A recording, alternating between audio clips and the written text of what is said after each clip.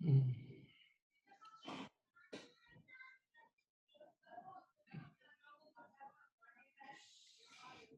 dear students, so far we have done 3 questions of final accounts.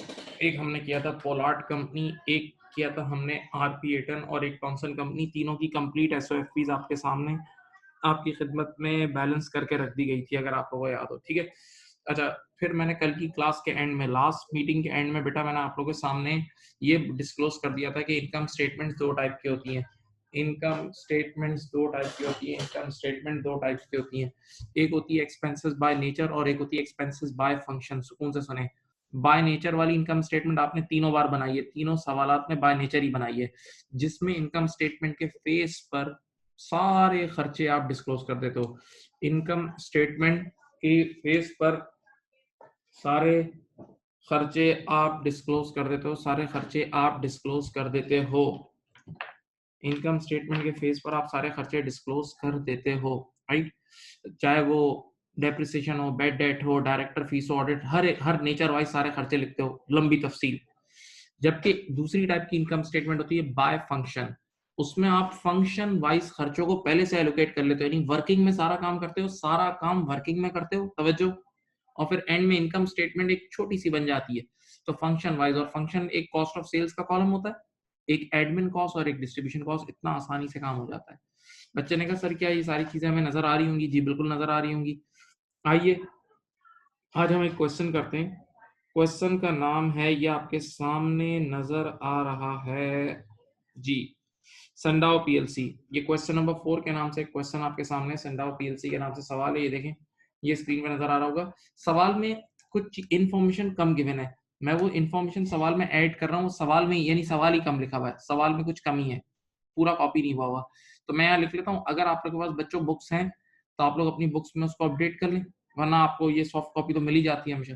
ठीक है, okay, चलो यहाँ मैं क्वेश्चन अपडेट कर रहा हूँ। 3 नाम लिख रहा हूँ, जनरल एक्सपेंसेस, ये देखो जनरल, ये क्वेश्चन का हिस्सा है भाई, हीटिंग एंड लाइटिंग, ठीक है। और तीसरा नाम मैं लिख रहा हूँ वेजेस, ठीक है भाई। और एक मिनट ठहरो,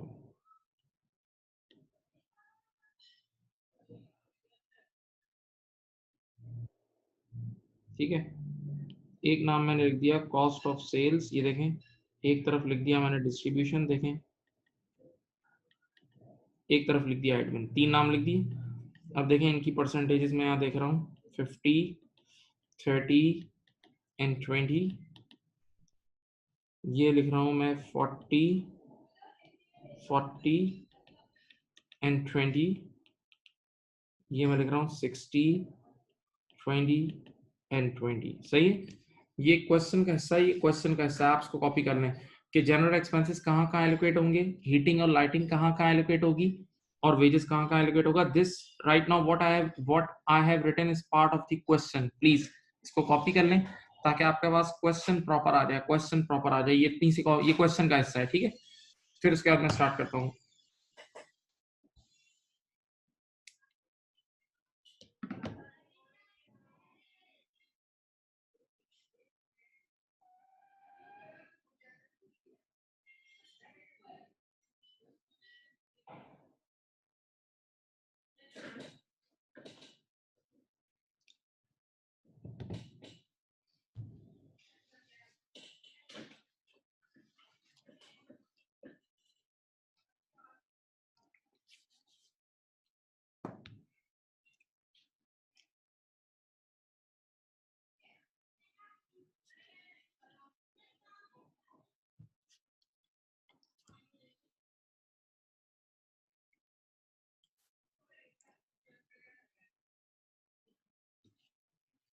लिख लिया बेटा?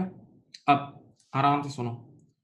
असल में ये है by function, expenses by function. बच्चे ने कहा बाय फंक्शन का, बाय फंक्शन की क्या हिंट होती है सवाल में, हमें कैसे पता लगेगा सवाल में बाय फंक्शन है? हिंट सुन लो। कई बार तो रिक्वायरमेंट में लिखा होता है कि prepare income statement according to IAS 1, ये लिखा होता है IAS 1।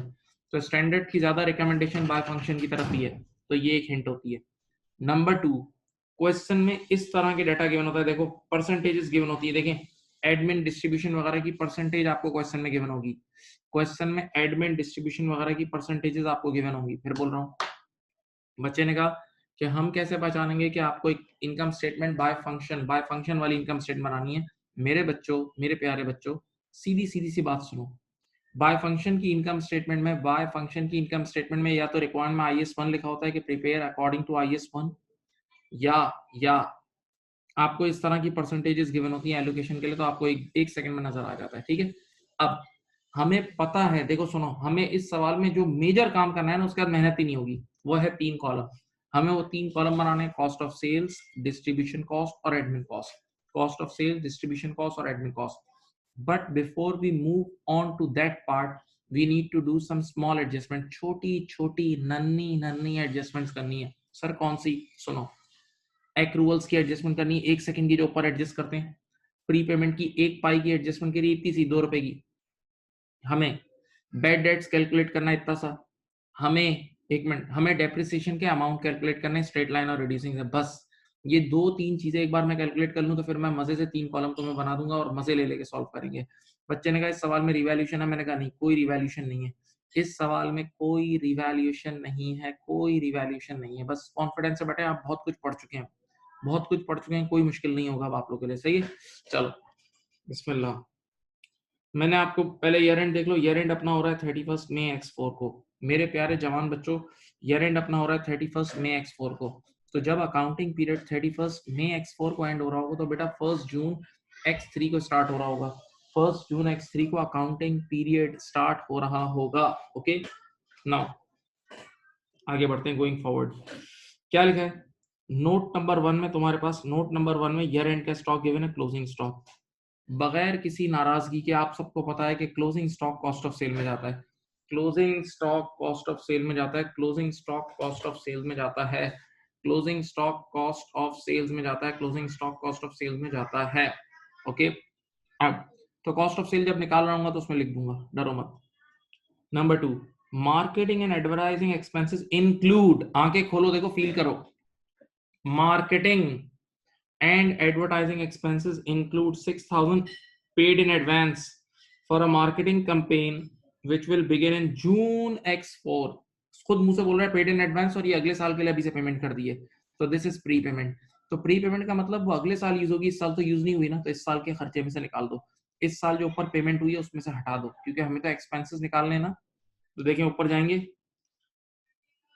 कितनी है मार्केटिंग, 248 में से 6 रुपए लेस कर दिए, 248 में से 6 रुपए लेस कर दिए, 248 में से 6 रुपीज लेस कर दी, 248 में से 6 रुपए लेस कर दिए, 248 में से 6 रुपया लेस कर दिया। ओके, 248 में से 6 रुपए लेस कर दिए मेरे बच्चों। हाँ जी, अब मेरी बात को सुने, फिर आए आगे, ये जो भी लाइन लिखी है इसको छोड़ दो, ये कहाँ एलोकेट होगा वो बात का अमल है, एलोकेशन मैं बाद में कराऊंगा, अभी तो मैं छोटी छोटी एडजस्टमेंट्स करा रहा हूँ। नोट नंबर 3 बिल्कुल तैयार एडजस्टमेंट है, देखते ही हो जानी चाहिए, देखते ही हो जानी चाहिए। आप बोलोगे फारिग है, फारिग है। There are wages outstanding of 10,000, outstanding wages means accrued wages, accrued wages, accrued accrued. तो एक्रूड का मतलब ऊपर कुछ पेमेंट हुई होगी और नीचे ये एक और उधार भी है, तो इसका मतलब लड़कों से काम ज्यादा लिया है, काम ज्यादा लिया है। तो अगर आपको एक्चुअल एक्सपेंस निकालना है तो ऊपर जाके 10 रुपए ऐड कर दो, क्योंकि क्लोजिंग एक्रूड आपने पहले 3 सवाल में ही पढ़ा, ऐड होते हैं। सही है, तो 10 रुपए की एक्रूड वेजेस आप ऐड कर दोगे, 10 रुपए की एक्रूड वेजेस आप मेरे बच्चों ऐड कर दोगे। ओके, हाँ, अब नोट नंबर 4 आ गया इस सवाल में, इस सवाल में ही आ गया। बेटा तुमने जब बैड डेट पढ़ा था, जब तुमने बैड डेट्स पढ़ा था, उसमें तुमने ये पढ़ा था कभी कभार लिखा होता है bad debts already written off, और कभी कभार लिखा होता है bad debts to be written off. कभी लिखा होता है bad debts already written off and कभी लिखा होता है to be written off, to be written off. Okay, अब देखो इस बार टू बी रिटन ऑफ आ गया, 3 सवाल के बाद ये केस आ गया। चलो पढ़ो। अ कस्टमर, देखो नीचे अलग से लिखा हुआ है, a customer ceased trading owing the company 38,000, the debt is not expected to be recovered. देखा बेटा, आज से पहले बैड डेट ऊपर टीबी में गिवन होता था, तो जब बैड डेट टीबी में गिवन होता था इसका मतलब ऑलरेडी राइट ऑफ हो चुका था। जब बैड डेट टीबी में गिवन होता था तो ऑलरेडी राइट ऑफ हो चुका था। इस बार टीबी में नहीं गिवन है, नीचे एडजस्टमेंट में गिवन है, तो अपने हाथों से हमें राइट ऑफ का काम करना है, हमें अपने हाथों से, क्योंकि नीचे जो एडजस्टमेंट लिखी हुई होती है वो ऑलरेडी पोस्ट नहीं हुई। सही है बेटा, तो ये पहले 38 का मैं राइट ऑफ करूंगा और फिर बताओ कितने परसेंट शक करेंगे। देखो 5% का शक करेंगे। सही है, आप लोग एक्सपर्ट लोग हैं, पहले से कर चुके हैं, सीखे आए। इधर देखें, आप बताएं आपके पास ईयर एंड के रिसीवेबल्स कितने हैं। पहले देखो ईयर एंड का अल्लाह खुश रखे रिसीवेबल है 438। चलो वर्किंग शुरू करते हैं। यहाँ देखो, यहाँ देखो,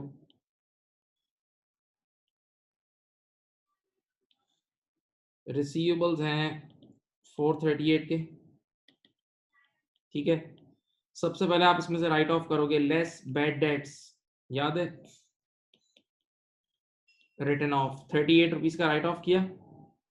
आपके पास जिंदा आउटस्टैंडिंग यानी जिंदा डेटर कितना बच गया, आउटस्टैंडिंग यानी जिंदा डेटर बच गया 400। हमेशा से बोला है जिंदा लोगों पे ही हम शक करते हैं, जिंदा लोगों पर ही हम शक करते हैं। तो कितने फीसद शक करेंगे, ये आ गया आपके पास दिस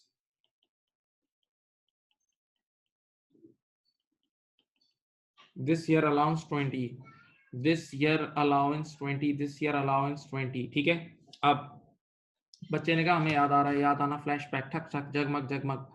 दिस ईयर अलाउंस 40 है, तो अब देखते हैं लास्ट ईयर अलाउंस ऊपर से उठाते हैं। अब देखते हैं लास्ट ईयर अलाउंस ऊपर से उठाते हैं। इधर देखो, इधर देखो, लास्ट ईयर का अलाउंस ऊपर जाके छान ढूंढ ढूंढ के थक जाओ, ढूंढ ढूंढ के थक जाओ, ऊपर अलाउंस ही नहीं है, यानी ओपनिंग अलाउंस जीरो है, लास्ट ईयर का अलाउंस जीरो है। देख लो ऊपर जाके ढूंढ ढूंढ के थक जाओ, है ही नहीं। तो मैं जब नहीं है ना तो यूं लिख रहा हूँ, देखो ये लिख रहा हूँ ऐसे just for presentation, last year allowance is zero, कुछ भी नहीं है, जीरो होगा। तो अब सिंपल सोच लो, लास्ट ईयर जीरो था, इस साल 20 हो गया, लास्ट ईयर जीरो था, ओपनिंग जीरो था, क्लोजिंग 20 है, तो that means increase in allowance of 20, increase in allowance of 20। ठीक है, राइट। अब रुके यहाँ, अगर आप लोगों को याद हो, अगर आप लोगों को याद हो तो हम बेड डेट की दुनिया का एक पीएनएल का डब्बा बनाते थे और एक बनाते थे एसओएफपी का, याद है। बेड डेट की दुनिया के लिए एक बनता था पीएनएल का डब्बा और एक बनता था एसओएफपी का डब्बा। सही है, पीएनएल में क्या जाता था, याद करो, पीएनएल में जाता था यकीन और शक को मिला के, पीएनएल में जाता था यकीन और शक को मिला के टोटल एक्सपेंस। तो देखो तुम्हारे सामने ही है, स्क्रीन पे ही तो है, रिटर्न ऑफ है 38 मेरे बच्चों, रिटर्न ऑफ कितना है, रिटर्न ऑफ है 38, रिटर्न ऑफ है 38 माय डियर स्टूडेंट्स। और बेटा अलाउंस में इंक्रीज आ रहा है, इंक्रीज, तो increase in allowance is your expense, increase in allowance is your expense 20 रुपए का। तो ये दोनों ऐड करो, 38 और 20 इज 58, 38 और 20 इज 58। ओके बेटा, तो बस एक बात बोलूं, बस इनकम स्टेटमेंट में ये 58 लिख देना, जान छूट गई। इनकम स्टेटमेंट में ये 58 लिख देना, जान छूट गई। ओके, अच्छा एसओएफपी को देखते हैं, एसओएफपी को देखते हैं, एसओएफपी को देखते हैं। बेटा एसओएफपी में ईयर एंड के नंबर जाते हैं, ईयर एंड के रिसीबल और ईयर एंड का अलाउंस, ईयर एंड के रिसीबल, ईयर एंड का अलाउंस।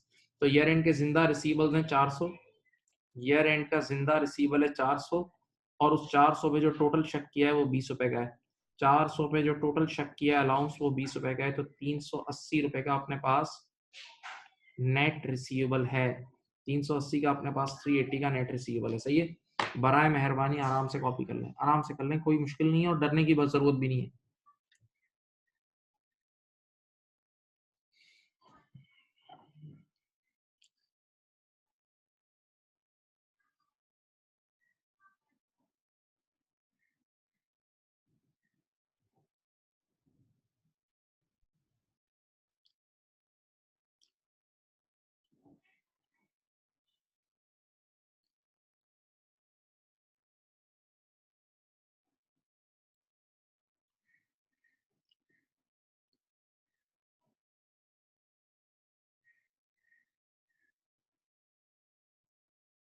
बेटा कॉपी कर लें।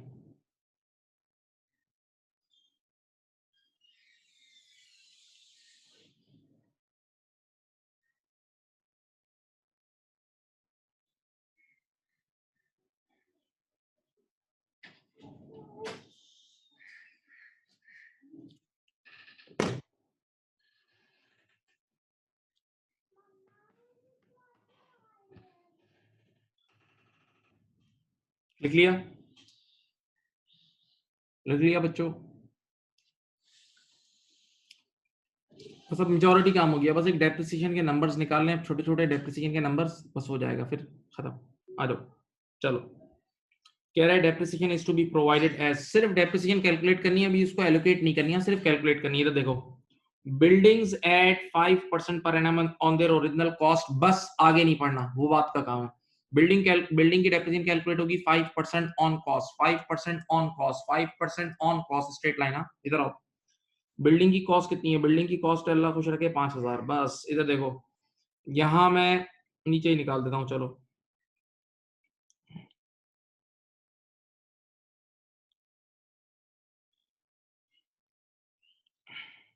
ये देखो, डेप्रिसिएशन बिल्डिंग, बिल्डिंग की कॉस्ट थी 5000, इसका 5% मेरे ख्याल से 250, बिल्डिंग की डेप्रिसिएशन आ गई 250, बिल्डिंग की डेप्रिसिएशन आ गई सिंपल ऑन कॉस्ट, कोई शेयरिंग नहीं। बच्चे ने कहा रिवैल्यूएशन, मैंने कहा है ही नहीं, मैं क्या करूं, है ही नहीं, भूल जाओ, आ जाओ।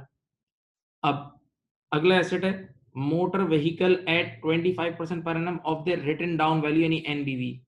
एनबीवी percentage on NBV is reducing balance, percentage on NBV is reducing balance method, is reducing balance method, याद है? हाँ, ऊपर जाओ, इसकी व्हीकल की एनबीवी कैसे निकलती है? ये रही कॉस्ट, ये रही व्हीकल की कॉस्ट, और ये रही व्हीकल की, ये रही व्हीकल की एक्यूमुलेटेड डेप्रिसिएशन। ये देख लो, ये रही व्हीकल की एक्यूमुलेटेड डेप्रिसिएशन, वो रही कॉस्ट 160 कॉस्ट है, 160 कॉस्ट है, 60 की एक्यूमुलेटेड डेप्रिसिएशन है, 160 कॉस्ट और 60 की एक्यूमुलेटेड डेप्रिसिएशन है। हाँ, तो यहां लिखेंगे डेप्रिसिएशन व्हीकल, बेटा यहां देखें, 160 माइनस 60, एनबीवी आ गई, एनबीवी आ गई, चुपचाप 25%, चुपचाप 25%, 25 बेटा। ये 25 जो डेप्रिसिएशन है, ये 25 जो डेप्रिसिएशन है, ये किसकी है? व्हीकल की है, ये किसकी है? व्हीकल की है। Okay, right. अब तीसरा एसेट कौन सा है? डेप्रिसिएशन प्लांट एंड इक्विपमेंट, वो भी कह रहा है 20% of the written down value यानी एनबीवी, परसेंटेज ऑन एनबीवी। मेरे जवानों, मेरे प्यारों, मेरे प्यारों, percentage on NBV, once again reducing balance है। आ जाओ, आ जाओ। प्लांट की कॉस्ट क्या है? प्लांट की कॉस्ट है 700, प्लांट की एक्यूमुलेटेड डेप्रिसिएशन है 240, देख लें, प्लांट की कॉस्ट है 700, एक्यूमुलेटेड डेप्रिसिएशन है 240, 240 याद रखना।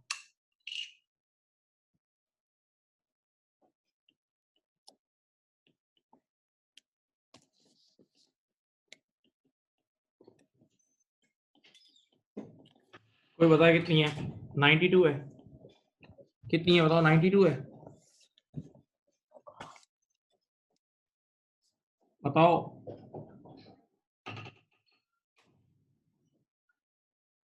700 माइनस 2, यस, ठीक है, याद था मुझे, अंदाजन यही था, आता है मुझे। चलो, अब डेप्रिसिएशन निकाल दी, अभी मुझे डेप्रिसिएशन को एलोकेट नहीं करना, वो अलग मरहला है, वो अलग मरहला है, that is separate thing. Okay, तो ये आपकी डेप्रिसिएशन आ गई।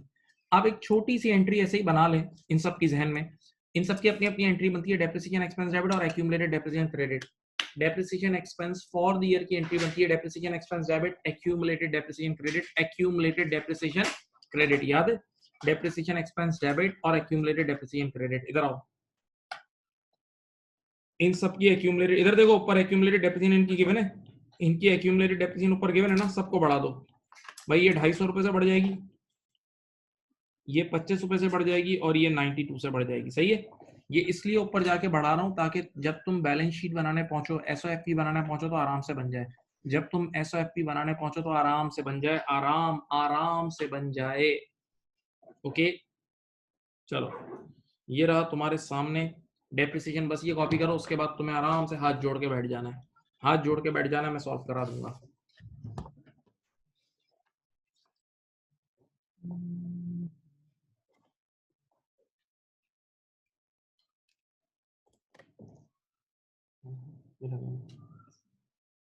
कुछ और क्यों? अभी नहीं बात।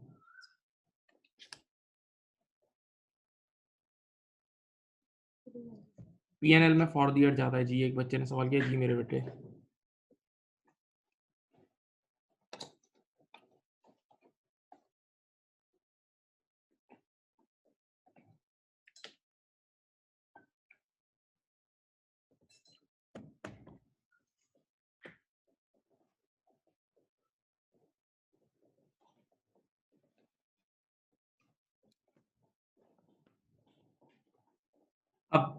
अब आप मेरी अर्ज सुने।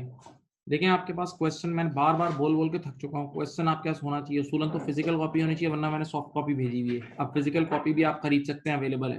ठीक है, चलो अब मेरे साथ अब कुछ भी नहीं बचा। अब सिर्फ 3 कॉलम बनाने पहले, क्योंकि बाय फंक्शन है ना, तो अब असल वर्किंग अब शुरू कर रहा हूँ। देखो देखो, पहला कॉलम मेरा बनेगा, ये देख लो भाई,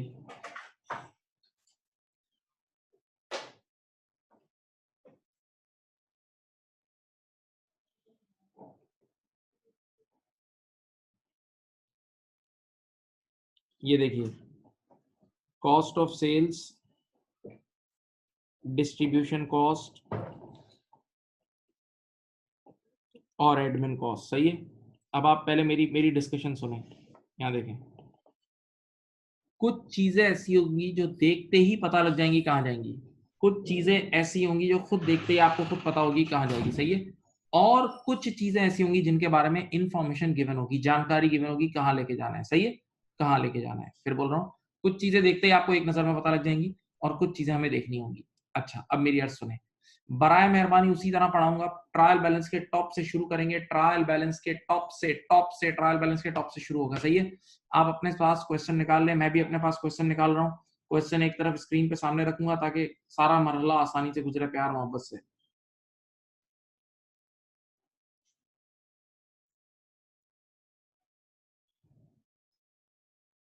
देखो मैं वो क्वेश्चन अपने सामने खोल लेता हूँ। आप भी क्वेश्चन का ट्रायल बैलेंस अपने सामने रखें ताकि आराम से होना शुरू हो जाए।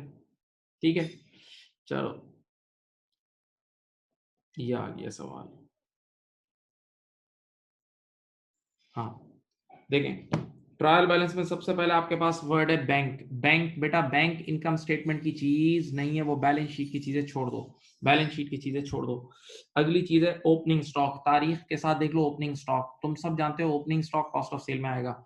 Opening stock cost of sales में आएगा। Opening stock cost of sale में आएगा। तो आपने सबसे पहले लिखा ओपनिंग स्टॉक कितना है भाई। ओपनिंग स्टॉक है 1200। ओपनिंग स्टॉक है 1200, कॉस्ट ऑफ सेल में डाल दिया। 1200 कॉस्ट ऑफ सेल में डाल दिया। अच्छा, अगला नाम है general expenses. General expenses, general expenses. बच्चे ने कहा यार ये तो परेशान होने वाली बात है। मैंने कहा परेशान ना हो। जब किसी चीज का कोई एड्रेस नहीं गिवन है तो क्वेश्चन में मैंने अभी 3 लाइनें ऐड कराई थी। ये देखो, ये रही, ये मैंने 3 लाइनें ऐड कराई थी। देख लो यहाँ के खोल के। इसकी अगर आपने कॉपी करना था, मैंने कहा था कॉपी कर लो, वरना इसकी तस्वीर खींच लो। जनरल एक्सपेंसेस कैसे बटेंगे? 50-30-20। 50-30-20 देखो इस तरह बटेंगे। 5:3:2, 50-30-20। अब देखते हैं कितना है ट्रायल बैलेंस में, देखते हैं कितना है। चलो भाई जान लाओ। ट्रायल बैलेंस में 600 रुपए के जनरल एक्सपेंसेस हैं। ट्रायल बैलेंस में 600 के जनरल एक्सपेंसेस, और मैंने परसेंटेज आपको क्वेश्चन के अंदर लिखवाई हुई थी, क्वेश्चन का हिस्सा था। 600 के जनरल एक्सपेंसेस कैसे बटेंगे? 50-30-20। 50-30-20। 600 का 50% कितना होता है? 300। 600 का 30% होता है 180, और 600 का 20% होता है 120। सही है। जो परसेंटेज क्वेश्चन में गिवन थी उसी परसेंटेज में इसको अपॉर्शन कर दिया। उसी परसेंटेज में जनरल एक्सपेंसेस को अपॉर्शन कर दिया। अभी कॉपी ना करें, अभी सिर्फ समझें। सर ये परसेंटेज कहाँ से आई? ये क्वेश्चन में गिवन होगी, मैंने क्वेश्चन में लिखवा दी थी। क्वेश्चन में लिखवा दी थी, क्वेश्चन का हिस्सा था। क्वेश्चन में तैयार गिवन होगी ये। अच्छा, अगला नाम है हीटिंग एंड लाइटिंग। अगला नाम है heating and lighting. Heating and lighting की भी मैंने लिखवाई थी, क्या थी? 40-40-20। 40-40-20। 4:4:2। हीटिंग लाइटिंग का अमाउंट है 90। हीटिंग एंड लाइटिंग का अमाउंट है 90। 90 का 40%, 90 का 40% होता है 36। फिर 90 का 40% होता है 36। ओके, और उसके बाद क्या है? यहाँ देखें, 90 का 20% होता है 18। 90 का 20% होता है 18। Okay, right. 36, 36 और 18। 36, 36 और 18। ओके, नाउ उसके बाद अगला नाम है बेटा मार्केटिंग। मार्केटिंग। मार्केटिंग वैसे तो 248 था। मार्केटिंग वैसे तो 248 था, लेकिन 6 रुपए की प्री पेमेंट की एडजस्टमेंट करने का 242 बन गया था। अब मार्केटिंग नोट नंबर 2 में लिखा था। सब बच्चे जाओ और नोट नंबर 2 को पढ़ लो। जाओ, क्वेश्चन के नोट नंबर 2 में साफ इंग्लिश में लिखा हुआ है, आखिरी लाइन में, नोट नंबर 2 के आखिरी हाफ लाइन में लिखा हुआ है कि मार्केटिंग पूरा का पूरा एडमिन में डालेंगे। मार्केटिंग पूरा का पूरा 242 एडमिन में डालेंगे, और वैसे भी कॉमन सेंस की बात है, मार्केटिंग वगैरह एडमिन वाले ही करते हैं, मार्केटिंग वगैरह एडमिन वाले ही करते हैं, तो ये पूरा का पूरा एडमिन में जाएगा। मैं नहीं बोल रहा, क्वेश्चन के नोट नंबर 2 में साफ साफ लिखा हुआ है, नोट नंबर 2 में साफ साफ लिखा हुआ है। Thank you. उसके बाद अगला नाम है वेजेस, अगला नाम है वेजेस। वेजेस के लिए मैंने ऊपर परसेंटेज लिखवाई हुई थी 60-20-20, जाओ देख लो। वेजेस के लिए जो मैंने क्वेश्चन में परसेंटेज लिखवाई हुई थी 60-20-20, 60-20-20, 60-20-20, 6:2:2, सही है। अब बताओ, वेजेस वैसे बजाहिर 490 थी, ट्रायल बैलेंस में 490 है, लेकिन 10 रुपए की वेजेस का एक्रूड भी तो ऐड किया था। ट्रायल बैलेंस में ऑलरेडी वेजेस 490 है, लेकिन 10 रुपए का एक्रूड ऐड किया था, तो 500 हो गई थी। तो अब ये 500 जो है ना, ये डिस्ट्रीब्यूट होगी। तो 500 का 60% होता है 300, 500 का 20% होता है 100, और फिर 500 का 20% होता है 100। ठीक है, ये वेजेस भी मैंने डिस्ट्रीब्यूट कर दी, ये वेजेस भी मैंने डिस्ट्रीब्यूट कर दी। अच्छा, अगला नाम है बिल्डिंग। अच्छा बेटा, आप लोग होश में रहे हैं प्लीज यार, इसके लिए जान लगानी होगी। अगला नाम है बिल्डिंग। बिल्डिंग को देखते ही मुझे याद है, अरे अरे अरे अरे, बिल्डिंग तो डेप्रिशिएट होती है। मुझे याद आया, भाई भाई भाई भाई, बिल्डिंग तो डेप्रिशिएट होती है। तो यहाँ लिखा मैंने डेप्रिसिएशन बिल्डिंग, मैंने यहाँ छोटा सा लिखा डेप्रिसिएशन बिल्डिंग, सही है। अब वैसे डेप्रिसिएशन बिल्डिंग हमने 250 कैलकुलेट कर ली थी, डेप्रिसिएशन बिल्डिंग हमने 250 कैलकुलेट कर ली थी, लेकिन इसको एलोकेट कैसे करेंगे, ये पढ़े क्वेश्चन, पढ़े क्वेश्चन पढ़े। ये देखो, ये रही नोट नंबर 6 का पॉइंट नंबर 1, क्वेश्चन में नोट नंबर 6 का पॉइंट नंबर 1 पढ़े, नोट नंबर 6 का पॉइंट नंबर 1 पढ़े, इधर देखें। ये देखो, allocated 50% to cost of sale, 20% to distribution and 30% to admin. देखो साफ लिखा हुआ है, साफ साफ लिखा हुआ है, पढ़ लो, आंखें खोल के देख लो। 50% to cost of sales, 20% to distribution and 30% to admin. जो भी डेप्रिसिएशन कैलकुलेट हुई है वो 5:2:3 में डाल देना, उसको 5:2:3 में डाल देना। डाल रहा हूँ भाई, ये देखो, ठीक है बेटा। आप लोगों को भी याद होना चाहिए, डेप्रिसिएशन आई थी 250, बिल्डिंग की डेप्रिसिएशन कितनी थी 250, 250 का 50% होता है 125, 250 का 20% होता है 50, 250 का 30% होता है 75। ओके, यही था। हाँ, ब्रेकअप कर दिया। अगला नाम है डेप्रिसिएशन व्हीकल, अगला नाम है डेप्रिसिएशन व्हीकल, मोटर व्हीकल। अगर मुझ पे यकीन है तो जाके पढ़ लो, नोट नंबर 6 पॉइंट नंबर 2 पढ़ो, नोट नंबर 6 पॉइंट नंबर 2 पढ़ो, साफ साफ लिखा हुआ है, उसमें जाके पढ़ लेना कि व्हीकल की सारी डेप्रिसिएशन डिस्ट्रीब्यूशन में चली जाएगी, व्हीकल की सारी डेप्रिसिएशन डिस्ट्रीब्यूशन में चली जाएगी। तो व्हीकल की डेप्रिसिएशन थी गालिबन 25, व्हीकल की डेप्रिसिएशन थी 25, पूरी की पूरी डिस्ट्रीब्यूशन में डाल दी, सही है। फिर आखिरी एसेट था depreciation plant and equipment, depreciation plant and equipment. Plant and equipment की डेप्रिसिएशन आई थी 92, प्लांट एंड इक्विपमेंट की डेप्रिसिएशन आई थी 92। इधर देखें, आप जाके नोट नंबर 6 का पॉइंट नंबर 3 पढ़ें, नोट नंबर 6 पॉइंट नंबर 3 पढ़ें, उसमें साफ लिखा हुआ है कि प्लांट एंड इक्विपमेंट की जितनी भी डेप्रिसिएशन है सब कॉस्ट ऑफ सेल में चली जाएगी। तो पूरी की पूरी कॉस्ट ऑफ सेल में डाल दो, वो पूरी की पूरी कॉस्ट ऑफ सेल में डाल दो। ठीक है, ये सब आपको क्वेश्चन में तैयार गिवन है, जाके पढ़ सकते हैं। नोट नंबर 6 का पॉइंट नंबर 1 भी पूरा पढ़ लें, 2 भी और 3 भी मैं रुका हुआ हूँ, पढ़ लें, पढ़ लें, अभी कॉपी का टाइम मिल जाएगा।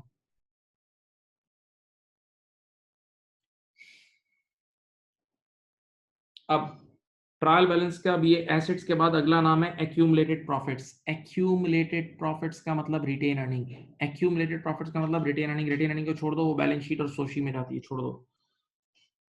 अब उसके बाद ट्रेड रिसीवल्स, अगला नाम है ट्रेड रिसीवल। जैसे ही ट्रेड रिसीवल को देखा बैड डेट याद आया, जैसे ही ट्रेड रिसीवल को देखा बैड डेट याद आया, बैड डेट याद आया। बोलो भाई, बैड डेट का डब्बा बनाया था 58 का, बैड डेट का डब्बा बनाया था 58 का। तुम मुझे एक बात बताओ, आप मुझे बताओ, चलो बेड डेट कहाँ बुक करूं, आप लोग बोलो, मैं कुछ नहीं बोल रहा, बताओ बेड डेट कहाँ बुक करूं। बेड डेट के बारे में वो खामोश है, कुछ भी नहीं बता रहा, कहाँ बुक करूं। एडमिन, बेड डेट एडमिन में बुक होगा कि एडमिन की कमी कोताही की वजह से वो क्रिएट होता है। तो बेड डेट जो था ना 58, पूरा का पूरा एडमिन में डाल दो, बेड डेट 58 पूरा का पूरा एडमिन में डाल दो, बेड डेट पूरा का पूरा एडमिन में डाल दो। उसके बाद परचेसेस, उसके बाद है परचेसेस। बच्चा भी जानता है परचेसेस कॉस्ट ऑफ सेल में आता है, परचेसेस कॉस्ट ऑफ सेल्स में आता है, परचेसेस कॉस्ट ऑफ सेल्स में आता है, राइट। बेटा बेड डेट 38 नहीं है, 58 है, पूरा डब्बा बनाया था, पूरा डब्बा देख लेना। परचेसेस कहाँ जाएगा, 2200 रुपए का कॉस्ट ऑफ सेल में ऐड हो जाएगा। परचेसेस 2200 का कॉस्ट ऑफ सेल में ऐड हो जाएगा, सही है। उसके बाद है लोन नोट का इंटरेस्ट छोड़ दो, लोन नोट का इंटरेस्ट तो पीबीआईटी के बाद आता है, वो यहाँ नहीं आएगा, वो यहाँ नहीं आएगा, वो profit before interest and tax के बाद आता है, छोड़ दो उसे। फिर रेवेन्यू, रेवेन्यू आपकी इनकम स्टेटमेंट के टॉप पे अलग अलग से आता है, सेल्स रेवेन्यू टॉप पे आता है इनकम स्टेटमेंट के, वो कॉस्ट ऑफ सेल या किसी हेड खर्चे में नहीं आता, वो खर्चे में नहीं आता है बेटा, ओके। देन उसके बाद है डिस्काउंट रिसीव, सुकून सुकून बेटा, डिस्काउंट रिसीव मुझे भी पता है, आपको भी पता है अदर इनकम है, मुझे भी पता है और आपको भी पता है अदर इनकम है, लेकिन बाय फंक्शन का जो फॉर्मेट है ना उसमें अदर इनकम नॉर्मली अलग से नहीं लिखते, तो एग्जामिनर की बेस्ट प्रैक्टिस ये है कि वो इन्हीं खर्चों में से लेस कर देता है। भाई इनकम का मकसद प्रॉफिट को बढ़ाना होता है, इनकम का मकसद प्रॉफिट को बढ़ाना होता है, तो अगर हम इनमें से कोई खर्चा भी कम कर देंगे तो प्रॉफिट बढ़ ही जाएगा, अगर हम इनमें से कोई खर्चा कम कर देंगे तो प्रॉफिट अल्टीमेटली बढ़ ही जाएगा। हाँ, तो बताओ डिस्काउंट रिसीव एक इनकम है, तो इन तीनों में से किसी एक हेड में से लेस कर दो। नॉर्मली डिस्काउंट रिसीव आपने खरीदारी की है, परचेजेस की, इस वजह से अराइज हुआ है ना, तो इसीलिए कॉस्ट ऑफ सेल में से लेस हो जाता है। इन सवालात में बाय फंक्शन में कॉस्ट ऑफ सेल में से एग्जामिनर की प्रैक्टिस है कि वो लेस कर देते हैं। तो देखें डिस्काउंट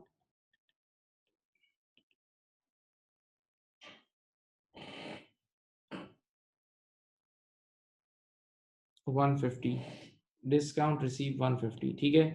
इसके बाद आप क्वेश्चन में अब एक ट्रेड पेबल गिवन है, वो भी बैलेंस शीट की आइटम है, ऑर्डिनरी शेयर्स बैलेंस शीट और सोशी की आइटम है, और एक्यूमुलेटेड डेप्रिसिएशन डेप्रिसिएशन मैंने ले ली है।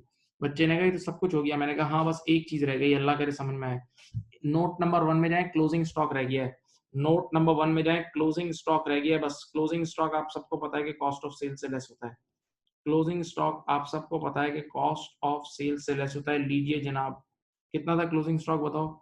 क्लोजिंग स्टॉक है आपका 800, क्लोजिंग स्टॉक है 800। चलो भाई, चलो भाई, चलो भाई, कोई एक बच्चा मुझे जरा ये सबकी समिंग समिंग कर दे, सम कर दो, कॉस्ट ऑफ सेल भी मुझे निकाल के दो, कॉस्ट ऑफ सेल भी मुझे निकाल के दो, मुझे डिस्ट्रीब्यूशन का भी टोटल निकाल के दो, मुझे एडमिन भी निकाल के दो, चलो सही निकाल के देना, वरना आंसर नहीं आएगा।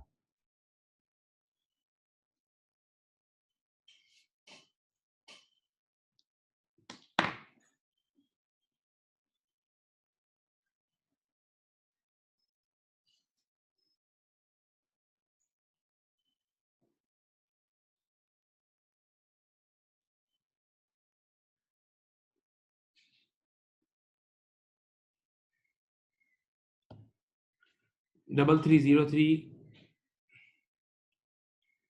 कॉस्ट ऑफ सेल बच्चे बता रहे हैं, एडमिन बता रहे हैं 613, एडमिन 613 है,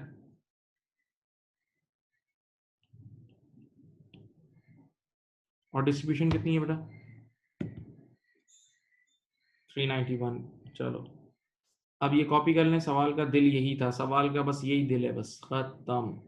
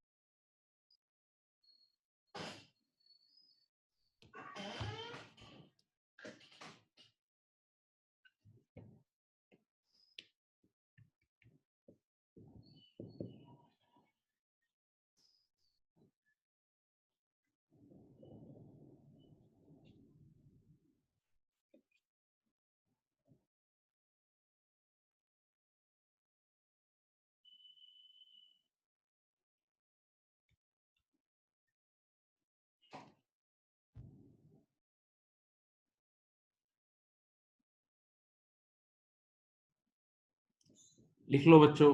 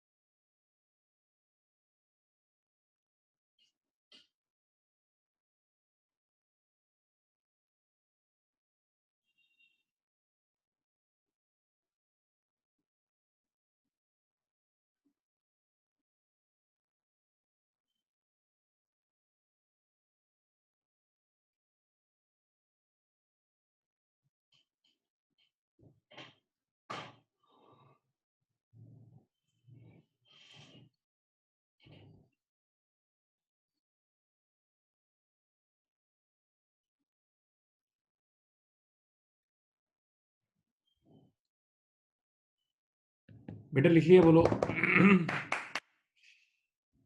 लिख लिया।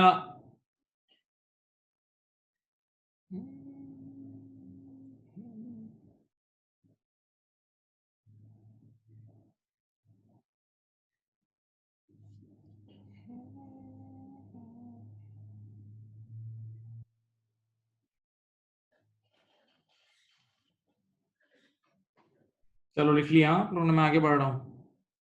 कोई ऐसा तो नहीं है जिसने नहीं लिखा, बोलो। बढ़ जाऊं?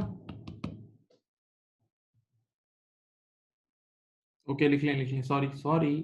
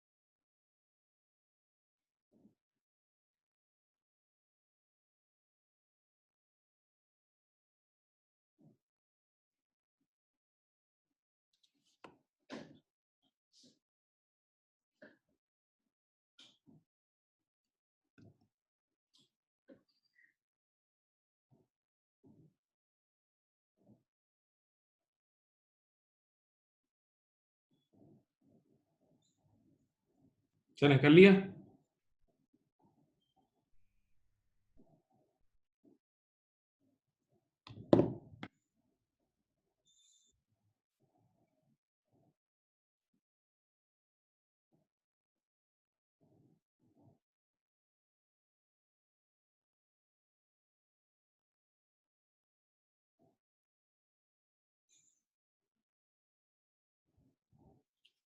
हाँ भाई, चले, थैंक यू। अब मेहनत खत्म, भूल जाओ, मेहनत को भूल जाओ, बाय बाय बाय बाय, मेहनत खत्म, कुछ भी नहीं है। अब पहले आप इनकम स्टेटमेंट बनाओगे, इस बार कुछ ओसीआई की चीजें भी नहीं है, कोई रिवैल्यूएशन को भी, नॉर्मल इनकम स्टेटमेंट बना ले। यहाँ देखें, क्या नाम है कंपनी का? कंपनी का नाम है,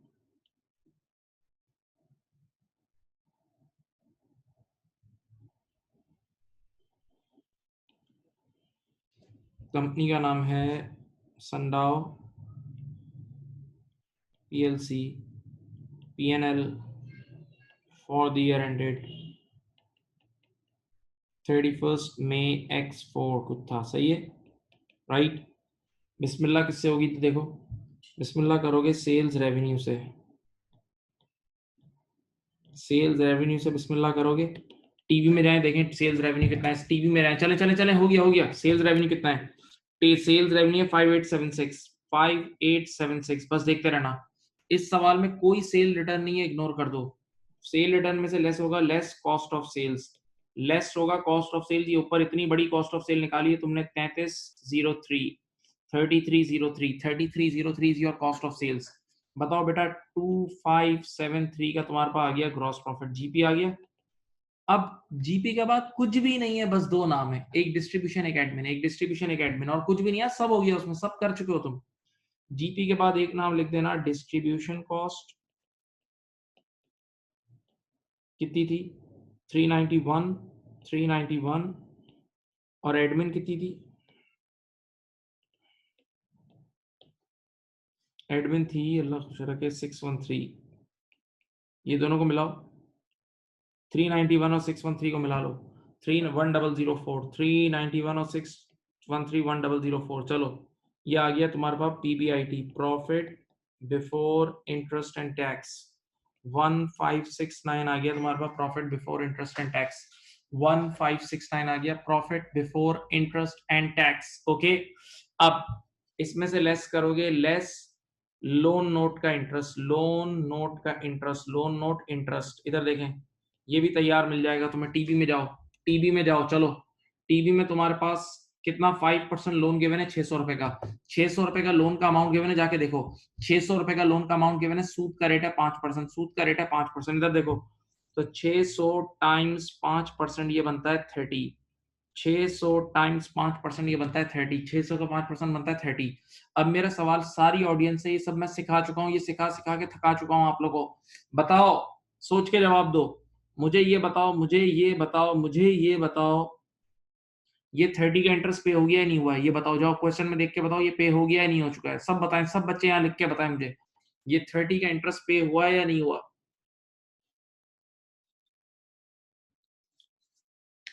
सब बताओ बेटा, अभी एक से नहीं पूछा, सबसे पूछा है मैंने। कुछ नहीं होता यार, कोई गरीब नहीं हो जाओगे लिख दोगे तो।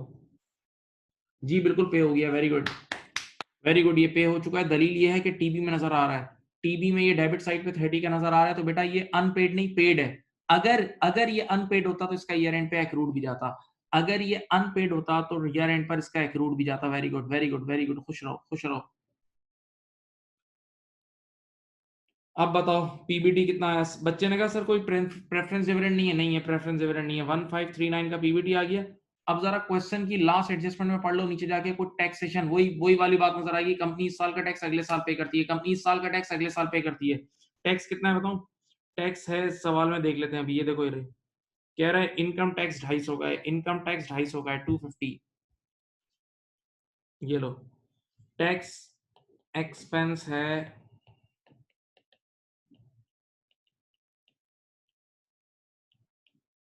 प्रॉफिट आफ्टर टैक्स आ गया 1539 माइनस, हाँ टैक्स एक्रूड है, अनपेड होता है 1289, खत्म।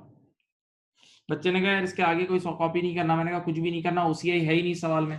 तो बच्चे ने कहा फिर सोशी बनानी है। नहीं, सोशी सोशी भी इस सवाल में माफ की भी है, उसने सोशी नहीं मांगी, क्योंकि सोशी की कोई चीजें ही नहीं है, ना राइट इशू है, ना बोनस इशू है इस सवाल में, ना कोई डिविडेंड है, ना कोई ट्रांसफर है, कुछ भी नहीं है। बस एक प्रॉफिट है, मैं वो प्रॉफिट तुम्हें एडजस्ट करना सिखा दूंगा बैलेंस शीट में। इस सवाल में सोशी की भी कोई चीज नहीं है, इस सवाल में सोशी की भी कोई चीज नहीं है, सोशी की भी कोई चीज नहीं है। Okay, right. तो बस इस सवाल में एक एसओएफपी है, वो मैं आप लोग बता दूंगा किस तरह एसओएफपी किस तरह बनती है। वैसे तो बताने की जरूरत नहीं है, सब सिखा चुका हूँ, लेकिन स्टिल चलो एक आध साइड में आपको बना देता हूँ। प्रॉफिट रिटेन अर्निंग में जाएगा, यस, प्रॉफिट सारा का सारा रिटेन अर्निंग में ही जाता है। अब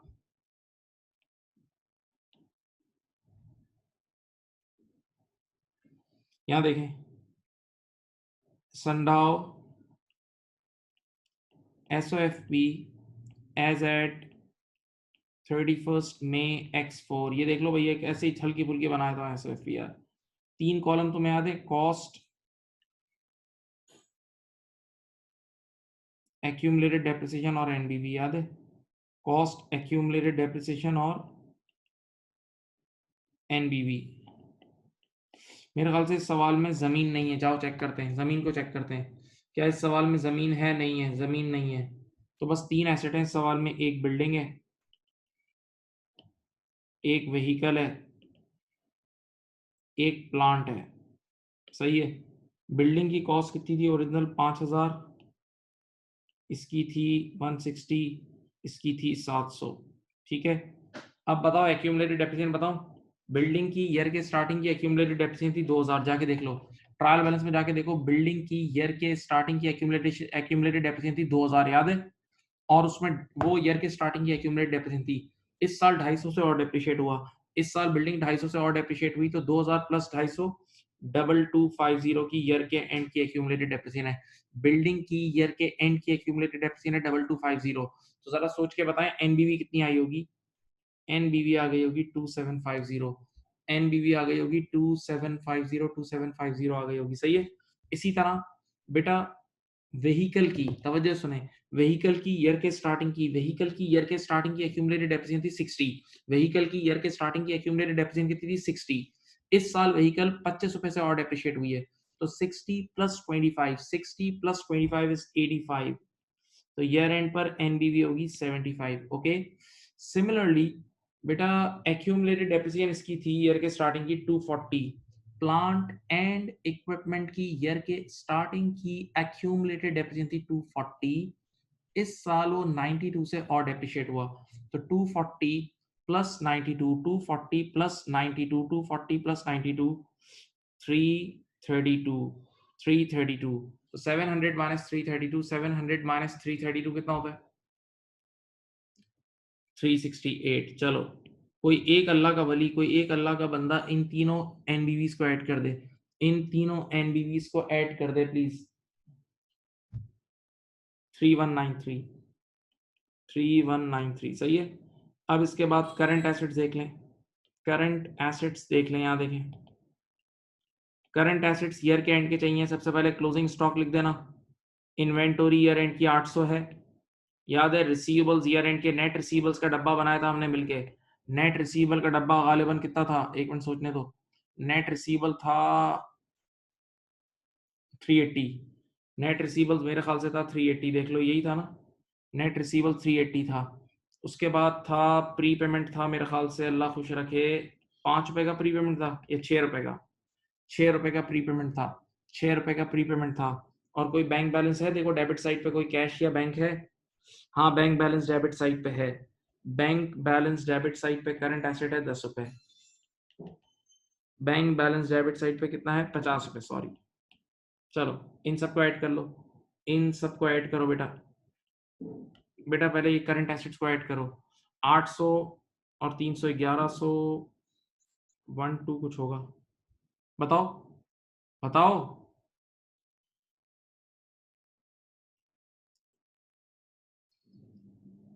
बेटा करंट एसेट्स का टोटल बताओ।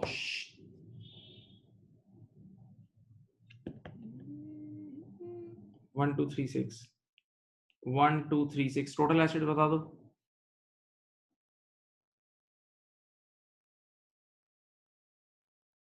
4429, ठीक है राइट। चलो मैंने अब ये यहां तक बना दिया है, इक्विटीज एंड लाइबिलिटीज आप बना लेना, बस रिटेन अर्निंग निकालना तुम्हें सिखाना है, वो बता देता हूँ। चलो ये लो कॉपी कर लो,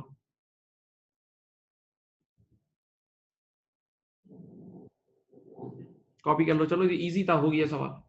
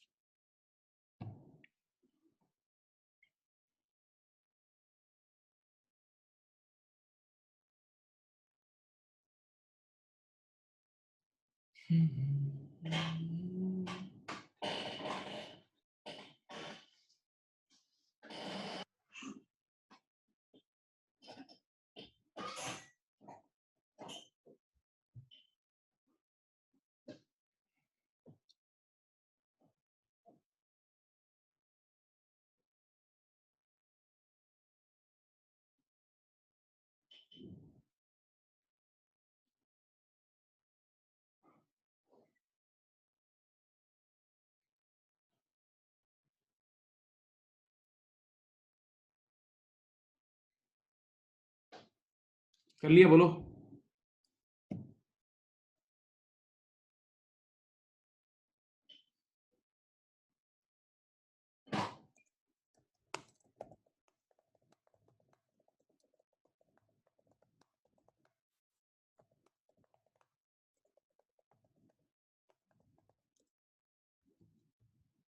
हाँ भाई, रिटेन अर्निंग को एक्यूमुलेटेड प्रॉफिट भी कहा जाता है। एक बच्चे ने सवाल किया रिटेन अर्निंग को एक्यूमुलेटेड प्रॉफिट कहा जाता है, हाँ हाँ हाँ, यस यस यस। अच्छा अब देखो, मैं सोच रहा हूँ इसकी बैलेंस शीट 1-2 मिनट की है और बना ही देता हूँ यार, अब क्या करूँ। बैलेंस शीट की अगली साइड भी बना देता हूँ, एक खट बन जाएगी, कोई मुश्किल नहीं है। लिख लिया, कॉपी कर लिया, बोलो।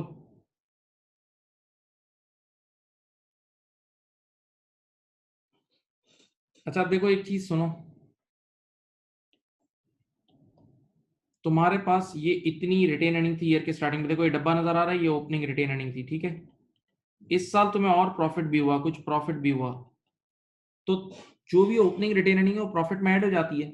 और अगर कोई आप डिविडेंड देते हो तो उससे रिटेन अर्निंग कम होती है, लेकिन अगर आप डिविडेंड नहीं दे रहे, अगर आप डिविडेंड नहीं दे रहे तो सोचो इतनी तुम्हारे पास ओपनिंग रिटेन अर्निंग थी, ये देखो इतनी तुम्हारे पास ओपनिंग रिटेन अर्निंग थी, इतना तुम्हें प्रॉफिट हुआ, तो इन दोनों को मिला के, ये दोनों मिला के चीज जो होगी ना, ये दोनों मिला के चीज जो होगी वो क्लोजिंग होगी, ये क्लोजिंग रिटेन अर्निंग आ जाएगी, सिंपल।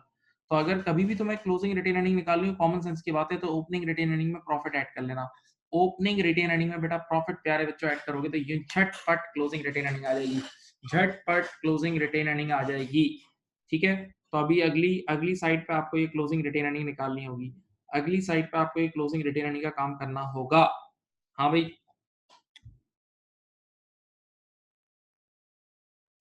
क्या मैं मूव कर सकता हूँ अगले पेज पे? नेक्स्ट पेज पे मूव कर रहा हूँ मैं, ठीक है।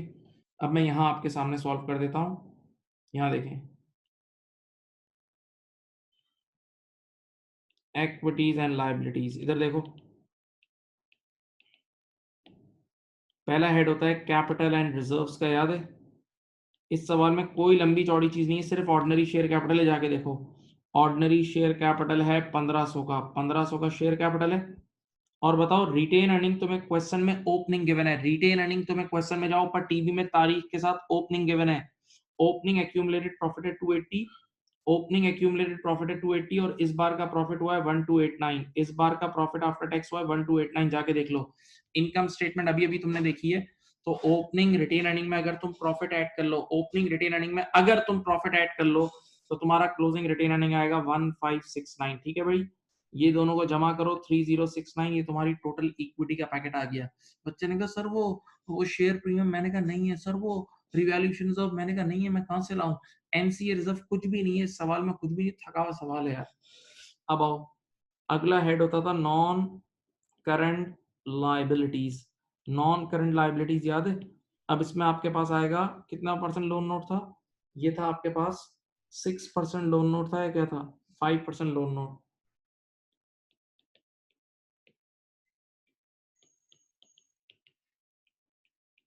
ठीक है, 600 रुपए का था। फिर उसके बाद क्या था आपके पास?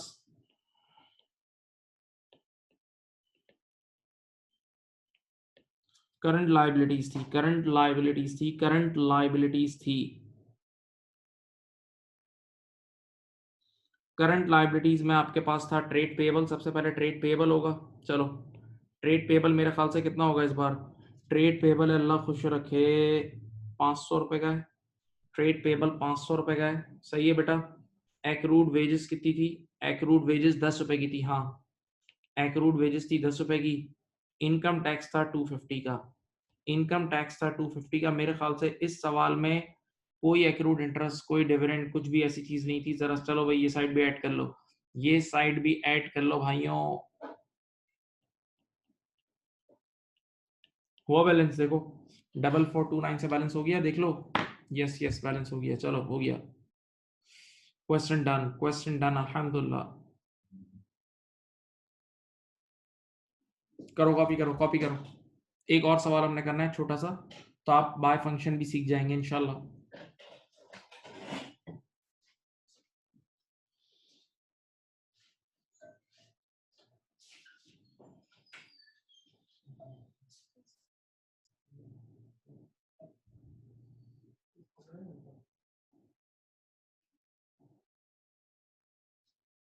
यार ड्राई फ्रूट भी है।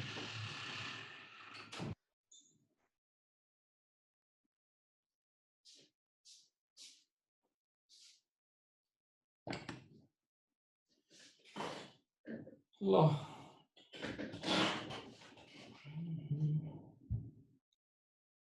बोलो भाई, समझ में आ गया? बताएं, थोड़ी सी बातचीत तो करो यार, बोर बोर बच्चे हो तुम लोग यार बिल्कुल। सब बच्चे जवाब दें यार, एक एक मैसेज लिखें यार, कितनी खुशी होगी मुझे। सब एक एक मैसेज लिखो।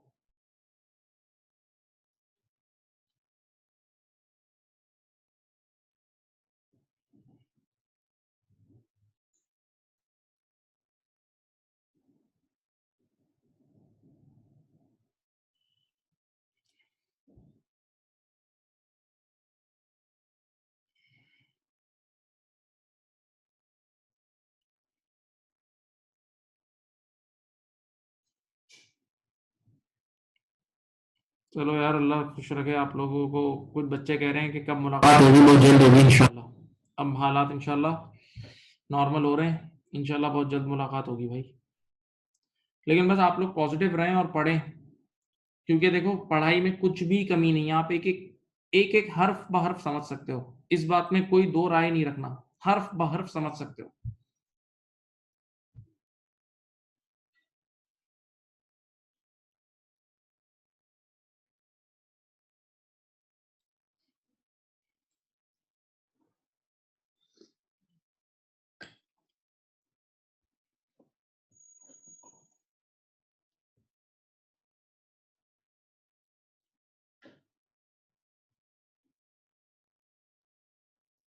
नेक्स्ट क्वेश्चन है हमारा मेल राइट के नाम से।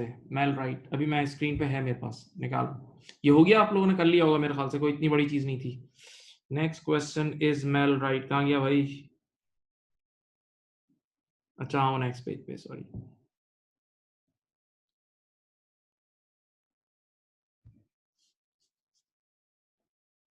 ये रहा, ये रहा मेल राइट। मेल राइट का क्वेश्चन है बेटा, देखें आपके पास एक ट्रायल बैलेंस गिवन है। अच्छा ये क्वेश्चन अब कंप्लीट है, ये क्वेश्चन कंप्लीट है। एक ट्रायल बैलेंस गिवन है और देख लो बेटा, आपके पास सबसे पहले क्लोजिंग इन्वेंट्री गिवन है। ये देखो, सबसे पहले आपके पास क्लोजिंग स्टॉक गिवन है, आपके पास क्लोजिंग स्टॉक गिवन है 75,000 का। क्लोजिंग स्टॉक गिवन है 75,000 का। और देखें अब सब चीजों की इसने देखो डिस्काउंट रिसीव का इस बार खुद ब्रेकअप दिया हुआ है, एनर्जी एक्सपेंसेस, वेजेस और डायरेक्टर रेम्यूनरेशन का खुद से ब्रेकअप दिया हुआ है उसने, सही है, खुद से चीजों का उसने ब्रेकअप दिया हुआ है। तो बस उसने जो ब्रेकअप दिया हुआ है आपने आंख बंद करके उस पर सर झुका देना है, बस उसकी बात मान लेनी है। उसने जो भी आपको बोला हुआ है वो आपने आंखें बंद करके, वो आपने आंख बंद करके मान लेना है, आंख बंद करके मान लेना है, सही है। अच्छा, before we make those 3 columns, बिल्कुल लास्ट सवाल ही है यार, लास्ट ही है, कुछ भी नहीं है। उन 3 कॉलम से पहले छोटी छोटी एडजस्टमेंट्स करनी है। उन 3 कॉलम से पहले छोटी छोटी एडजस्टमेंट करनी, बताओ कौन कौन सी? इधर देखो, एक एक्रूड की होगी इतनी सी, एक प्रीपेड की होगी और छोटी, एक बैड डेट की होगी और एक डेप्रिसिएशन की होगी। बस ये 4 चीजों की होंगी, ये 4 चीजों की होंगी, 4 चीजों की होगी, राइट? ओके, चलो स्टार्ट करते हैं। सबसे पहली लाइन में तो क्लोजिंग स्टॉक गिवन है, मैंने क्लोजिंग स्टॉक को देखा, मुस्कुरा दिया, हल्की सी स्माइल दे दी, मैंने कहा बेटा अभी तेरा कोई काम नहीं है, जब कॉस्ट ऑफ सेल निकाल रहा हूँ तब इसको यूज करेंगे, जब कॉस्ट ऑफ सेल निकाल रहा हूँ तब इसको यूज करेंगे।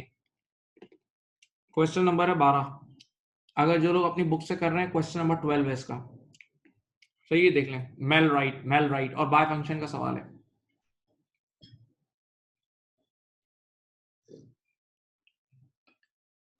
चलो बेटा, सी डी से, सी पॉइंट नंबर सी से शुरू होगा।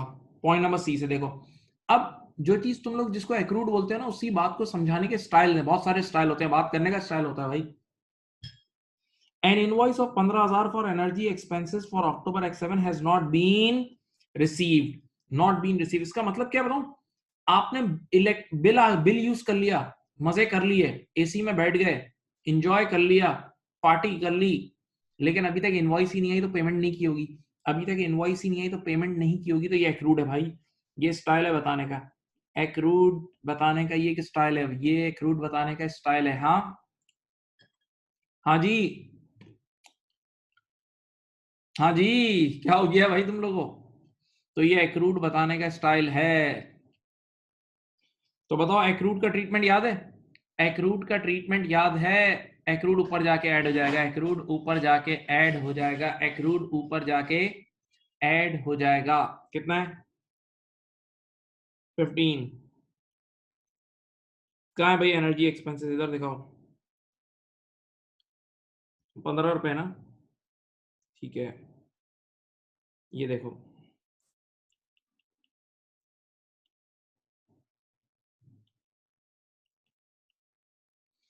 सही है।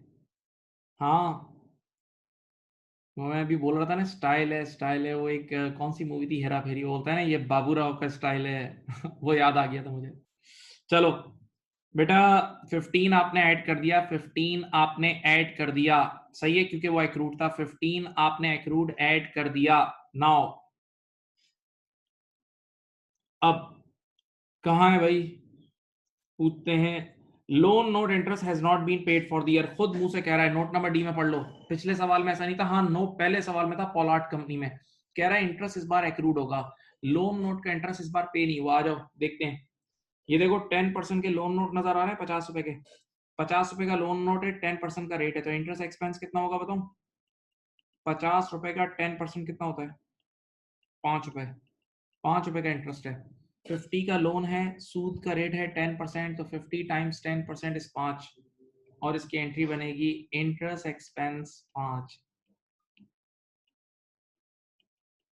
Accrued interest credit 5। सही है, याद है?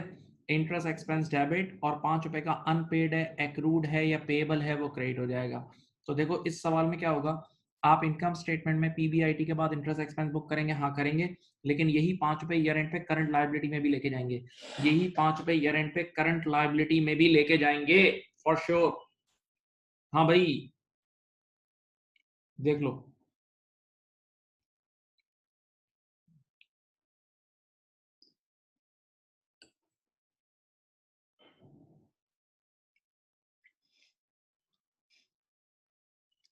सवाल का नाम है मेल राइट, मेल राइट, एक बच्चे ने सवाल पूछा, मेल राइट।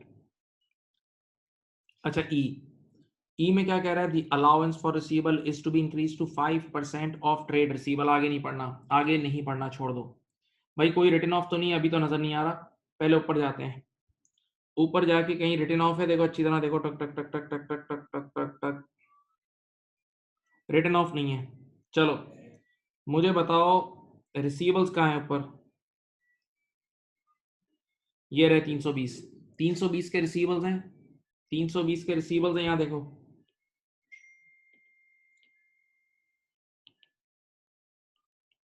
और इसका 5% ले लो,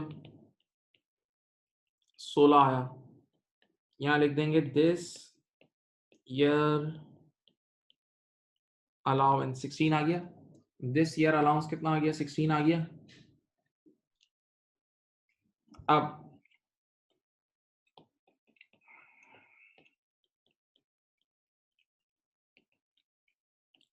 last year allowance, last year allowance कितना है? लास्ट ईयर अलाउंस कितना है? लास्ट ईयर अलाउंस कितना है? Last year allowance, opening allowance, ये देखो तारीख के साथ, तारीख के साथ ओपनिंग अलाउंस देख लो, ₹10। तारीख के साथ, डेट के साथ ओपनिंग अलाउंस है भाइयों ₹10। तो ₹10 का ओपनिंग था, क्लोजिंग ₹16, ₹10 ओपनिंग था, क्लोजिंग ₹16, ₹6 का इंक्रीज हुआ है।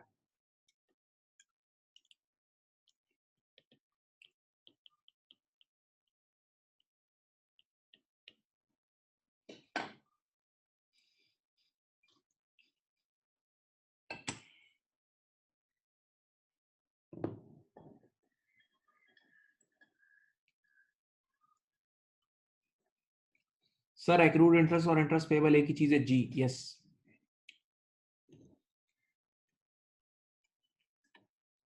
अब भाई इस बार कोई रिटर्न ऑफ है? सर अच्छी तरह देखें, जाके ऊपर टीवी में देखते हैं, मुझे भी देखने दें, आप भी देखें, टीवी को अच्छी तरह देख लें, बड़ा इन्लार्ज कर दिया है, कहीं कोई रिटर्न ऑफ नजर आ रहा है?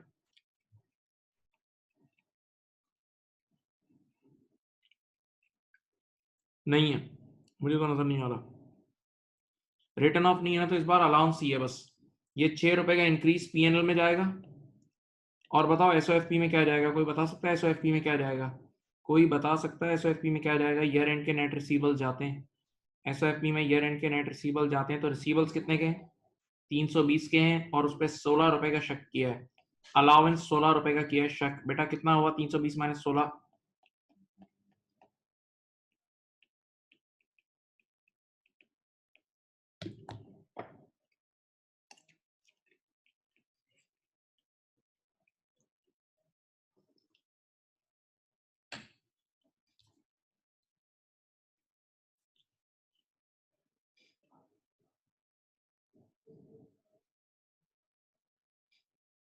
हाँ भाई, देख लो, कॉपी कर लो, कॉपी कर लो, कॉपी कर लो, देख लो।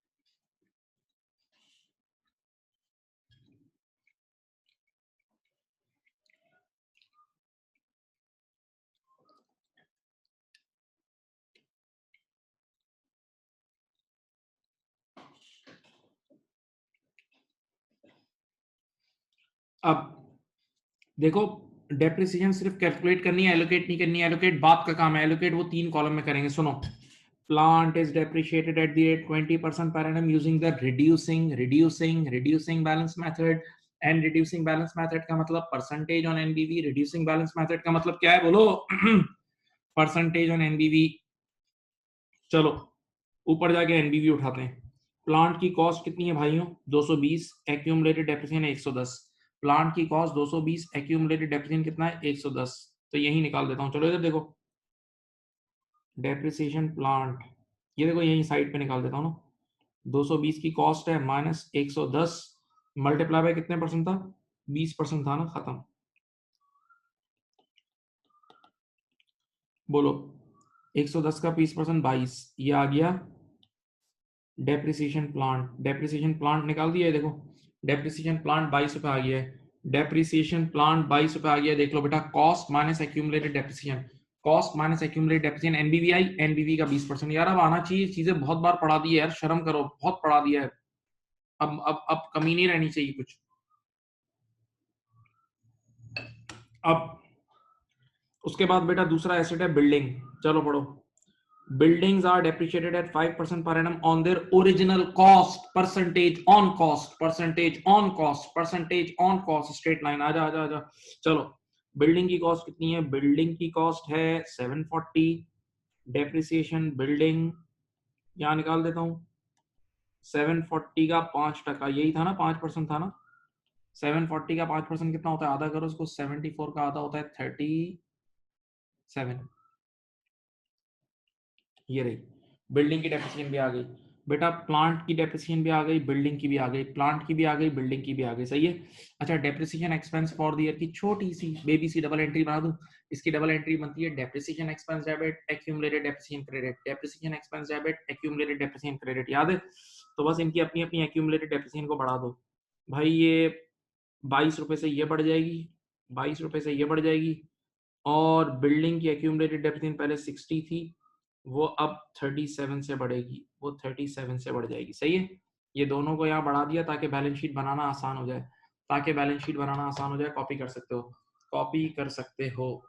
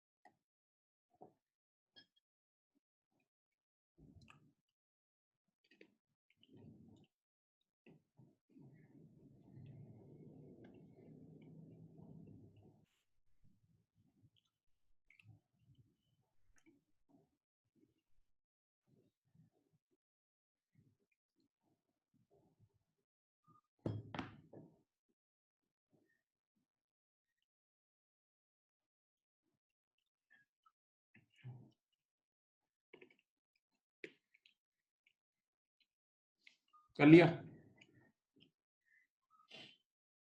हेलो, एक मिनट ना, स्क्रीन को कनेक्ट करना है मुझे वापस। वेट।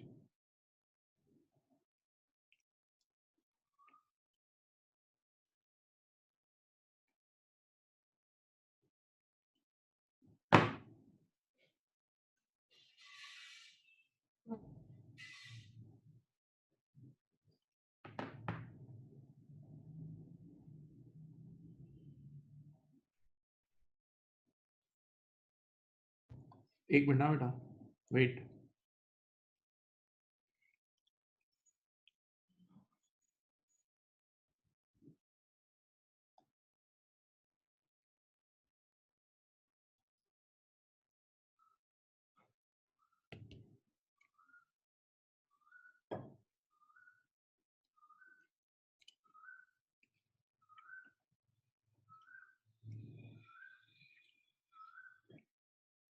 चलो इधर देख लो, स्क्रीन आ गई। अब देखते हैं कुछ बचा है नीचे। अब गिवन इनकम टैक्स छोड़ दो, इनकम टैक्स तो पीबीटी के बाद आता है, वो तो अभी आएगा भी नहीं। बस अब हम रेडी हैं, हम रेडी हैं वो 3 कॉलम बनाने के लिए भाई, हम रेडी हैं। हिम्मत करो, देखो चीजें हो जाएंगी, यही क्लास में हो जाएंगी। हम रेडी हैं 3 कॉलम बनाने के लिए। चलो 3 कॉलम कौन कौन से हैं? कॉस्ट ऑफ सेल, डिस्ट्रीब्यूशन और एडमिन। ये रहा, ये देखो।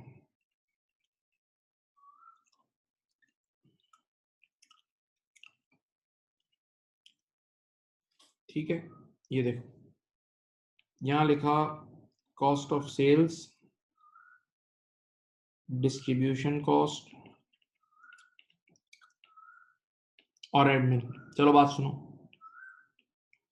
बेटा, अब सीधी सीधी बात है, आप लोग क्या चाहिए होगा? टीबी का टॉप, टीबी का टॉप चाहिए होगा। मैं भी टीबी का टॉप खोल के बैठ रहा हूँ, मैं भी टीबी का टॉप आपके सामने खोल के बैठ रहा हूँ।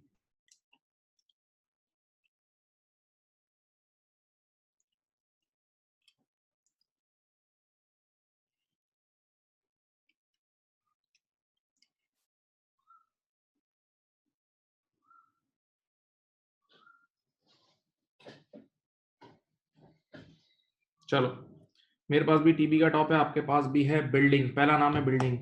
बिल्डिंग डेप्रिशिएट होती है? जी बिल्कुल होती है। आइए आइए देखें, क्या बिल्डिंग डेप्रिशिएट होती है? जी बिल्कुल होती है। देखो बिल्डिंग की डेप्रिसिएशन यहाँ लिख रहा हूँ, depreciation building.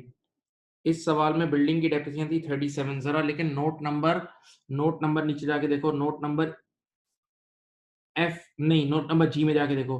Building is depreciated at 5% per annum on their cost, और एलोकेशन पढ़ो। 30% कॉस्ट ऑफ सेल में जाएगी, 30% डिस्ट्रीब्यूशन में और 40% एडमिन में, यानी 3:3:4। ये देख लो भाई, जो भी बिल्डिंग है ना, जो बिल्डिंग की डेप्रिसिएशन आई है वो 30 और 40 और 40 में टूटेगी। 30 और 40। ये नोट नंबर जी आप पढ़ सकते हैं, नोट नंबर जी में आप जाके पढ़ सकते हैं। सही है। चलो मुझे बताओ बिल्डिंग की डेप्रिसिएशन कितनी आई थी? 37 आई थी ना। तो अब 37 का, चलो मुझे यहाँ बताना शुरू करो। 37 का 30% कितना होता है भाई? 37 का 30% कितना होता है? सब बच्चे बताएं यहाँ मुझे। 11.1। फिर 37 का 30% 11.1, और 37 का 40% कितना होता है? 37 का भाई 40% कितना होता है?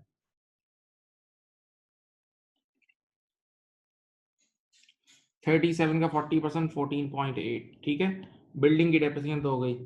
अगला नाम होगा डेप्रिसिएशन, ऐसे ही अपनी तरफ से बोल रहा हूँ, अगला नाम होगा डेप्रिसिएशन प्लांट। अगला एसेट है प्लांट। सही है।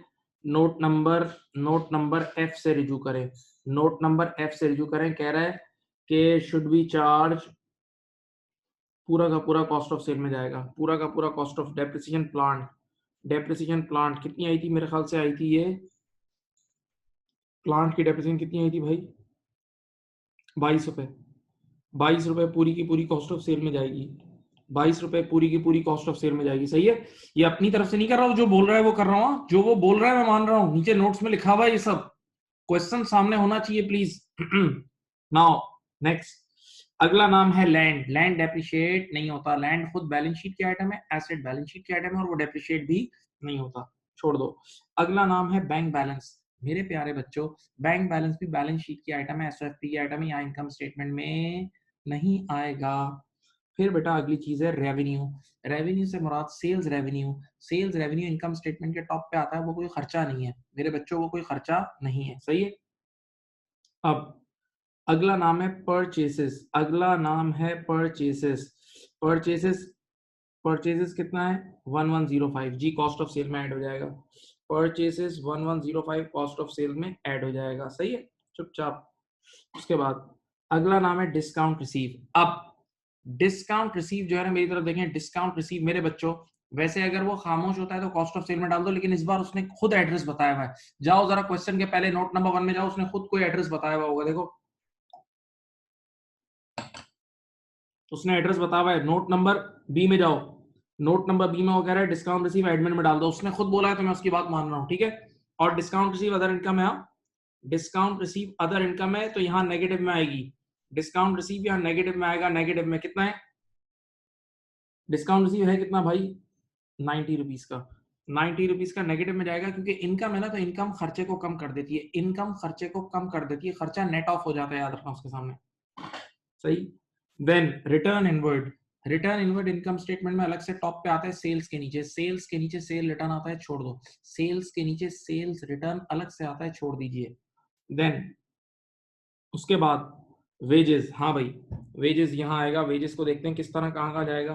देखो भाई वेजेस के लिए उसने बोला हुआ है 40, 25 एंड 35, जाके चेक कर लो।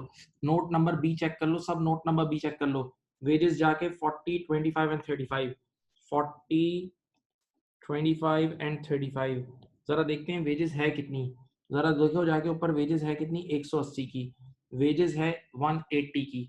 चलो भाई कोई एक बच्चा 180 पे 40% अप्लाई करे। कोई एक बच्चा 180 पे 40% अप्लाई करके दे, कितना होता है 180 का 40% लो, 72। 180 का 25% लो, 180 का 25% मेरे ख्याल से 45 आता है।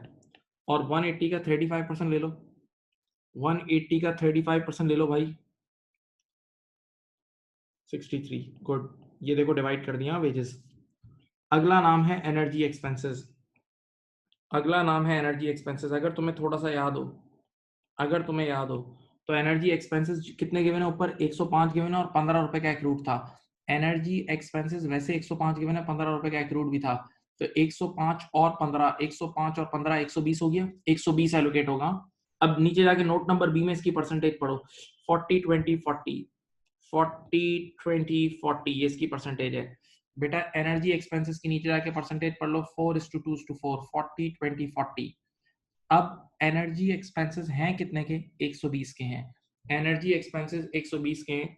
120 का 40% 48, 120 का 20% 24, 120 का 40% अगेन 48। सही है, ये देख लें, ये देख लें, एनर्जी एक्सपेंसेस हो गए।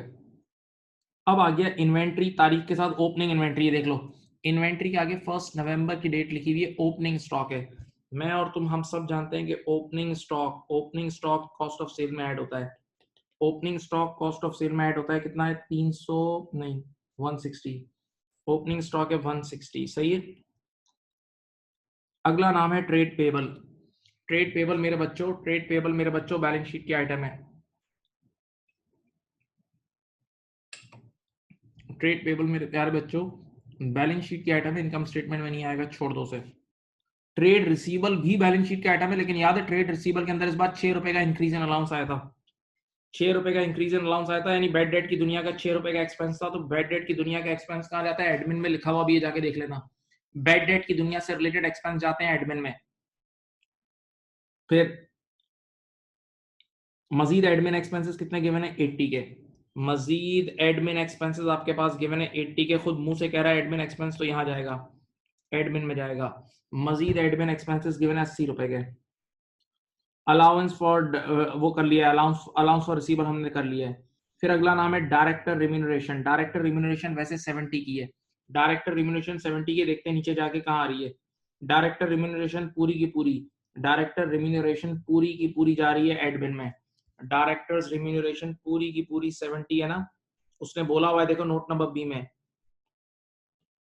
पूरी की पूरी 70 एडमिन में जा रही है। भाई आप लोग क्वेश्चन सामने रखना प्लीज, अल्लाह के लिए आप लोग क्वेश्चन सामने रखना, वरना जुल्म हो जाएगा आप लोगों के साथ, बहुत बड़ा जुल्म हो जाएगा। क्वेश्चन एक तरफ सामने अलग से होना चाहिए, जो जिस तरह मेरे सामने आपके सामने भी होना चाहिए प्लीज। हाँ, फिर रिटेन अर्निंग सोशी की चीज है, अगर सोशी नहीं है तो बैलेंस शीट में जाएगी। लोन नोट्स बैलेंस शीट में जाते हैं, और इनकम स्टेटमेंट में जो नंबर जाता है वो अभी काम का नहीं है, पीबीआईटी के बाद जाता है। इस सवाल में अल्लाह का शुक्र है काफी देर बाद डिविडेंड्स पेड आए, ऑर्डिनरी डिविडेंड्स पेड आए। डिविडेंड सिर्फ डिविडेंड पेड का मतलब ऑर्डिनरी डिविडेंड पेड सोशी में से लेस होते हैं। ऑर्डिनरी डिविडेंड पेड सोशी में से रिटेन अर्निंग में से लेस होते हैं, सोशी में से रिटेन अर्निंग में से लेस होते हैं। शेयर प्रीमियम भी सोशी की आइटम है, शेयर प्रीमियम भी सोशी की आइटम है, छोड़ दो। अच्छा भाई, बच्चे ने कहा यार ये तो सारी चीजें हो गई, मैंने कहा हाँ सब हो गई, एक चीज रह गई, ये closing stock. Note note number A में जाके क्लोजिंग स्टॉक को सही कर लो। नोट नंबर ए में जाके क्लोजिंग स्टॉक को पोस्ट कर दो, कितना है बेटा 75। Closing stock cost of sale से लेस होता है। चलो भाई अल्हम्दुलिल्लाह हो गया। चलो कोई एक प्यारा सा बच्चा मुझे सही कैलकुलेशन करके बताए, चलो कितना कितना है, कॉस्ट ऑफ सेल कितनी है, 1343.1,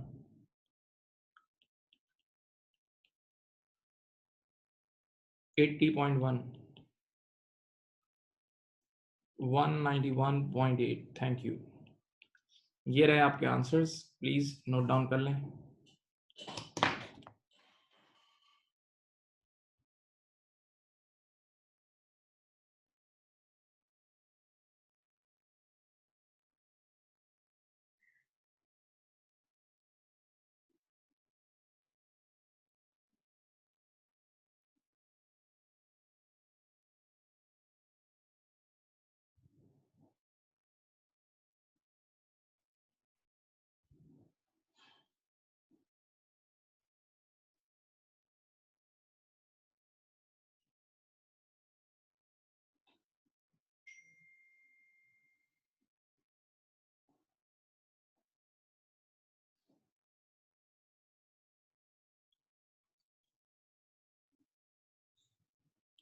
बेटा कॉपी कर ले।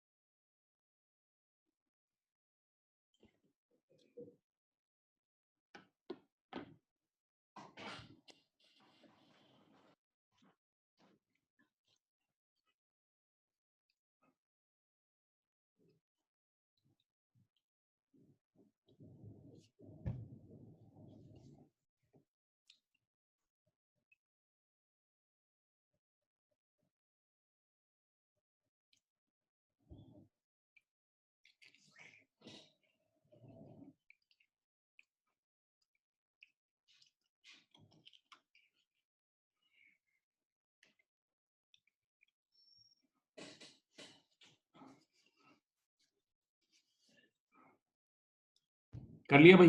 बोलो बोलो।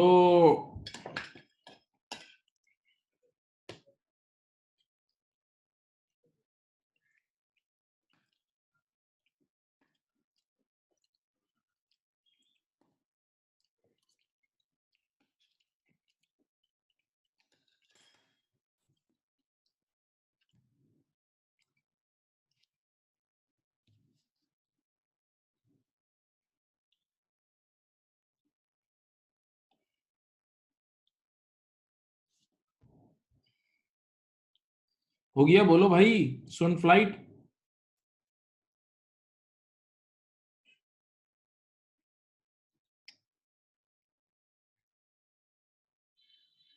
चलो, अब अगली हेडिंग क्या है? क्या नाम है?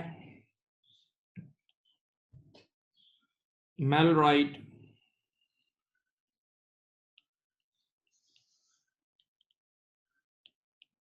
P&L for the year ended. Year and क्या था बोलो?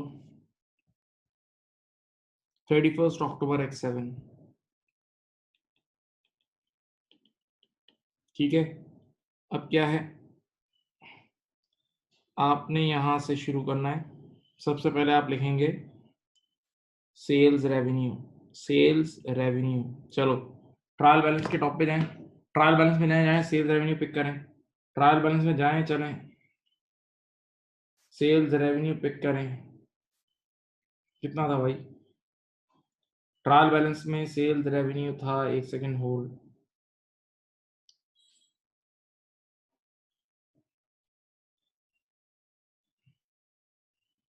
1800। सेल्स रेवेन्यू कितना था? 1800 था, सही है। ट्रायल बैलेंस में सेल्स रेवेन्यू था 1800, सही है। अच्छा, इस सवाल में बच्चों सेल्स रिटर्न भी था, इस सवाल में सेल्स रिटर्न भी था, रिटर्न इनवर्ड मेरे ख्याल से कितना था? 90 था या कुछ था ना। सेल रिटर्न था 35, रिटर्न इनवर्ड था 35। ओके, तो सीधा सीधा बात हो गई, ये हो गया 1765, 1765 नेट सेल्स आ गई। अब चलो देखो, कॉस्ट ऑफ सेल्स गिवन थी, लेस करो इसमें से कॉस्ट ऑफ सेल्स, लेस करो इसमें से cost of sales, cost of sales बताओ, कॉस्ट ऑफ सेल कितनी थी? 1343.1, 1343.1। जीपी बोलो।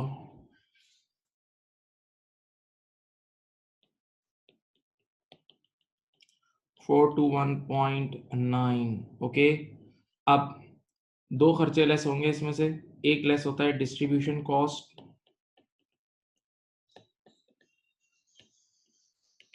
और एक लेस होता है एडमिन कॉस्ट। याद है बेटा?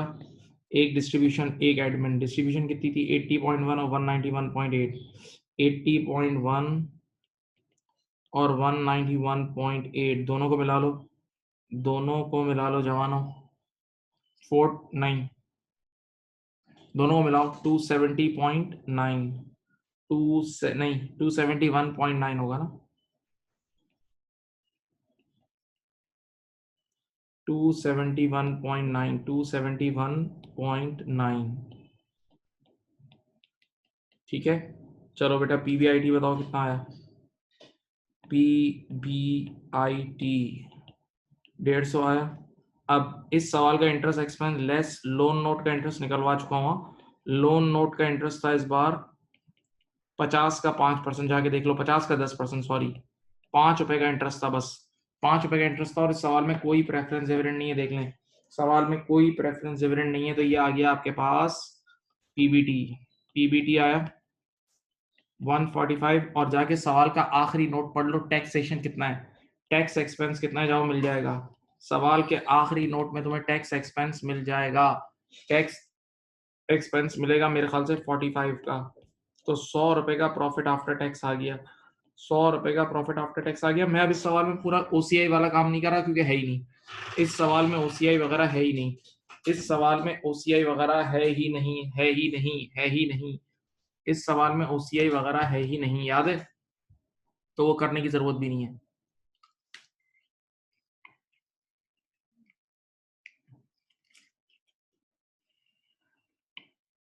सवाल की रिक्वायरमेंट देखो, मांगा क्या है,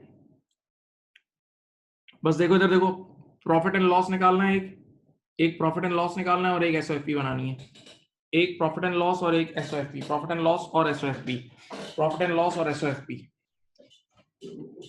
मैं एसओएफपी की एक साइड अगर बोलते हो तो बना देता हूं तुम्हारी मोहब्बत में, एसओएफपी की एक साइड सिर्फ आप लोगों की मोहब्बत में बना देता हूं, चलो।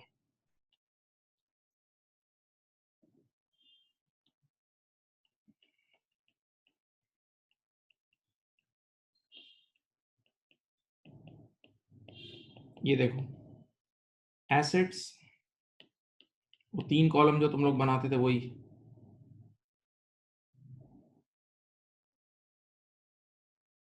एक एक तरफ कॉस्ट आती थी, एक तरफ अक्यूमुलेटेड डेप्रिसिएशन और एएनबीवी, सही है। एक एसेट है इस सवाल में लैंड, एक है बिल्डिंग, एक था मेरे ख्याल से प्लांट, सही है। अब चलो देखते हैं, जाओ उठाओ ऊपर जाके चीजें उठाओ, आ जाओ भाई, आ जाओ आ जाओ, आसान है यार, अब क्या डरना। जमीन की कॉस्ट थी 200, 235, जमीन की कॉस्ट है 235 और जमीन कभी भी डेप्रिशिएट नहीं होती, जमीन कभी भी डेप्रिशिएट नहीं होती, सही है। बिल्डिंग की कॉस्ट है 740, ठीक है, और प्लांट की कॉस्ट है 220। ये सारी कॉस्ट लिख दी। अब सुनो यार, अब 5वीं बार तुम कर रहे हो। बिल्डिंग की ईयर के स्टार्टिंग की एक्यूमुलेटेड डेप्रिसिएशन थी 60, बिल्डिंग की ईयर के स्टार्टिंग की एक्यूमुलेटेड डेप्रिसिएशन थी 60 और वो 37 से और डेप्रिशिएट हुई थी इस साल। बिल्डिंग की ईयर के स्टार्टिंग की एक्यूमुलेटेड डेप्रिसिएशन थी 60 और वो 37 से और डेप्रिशिएट हुई थी। 60 प्लस 37 97, सही है। बताओ 740 में से 97 लेस करो, 720 में से 97 लेस करो,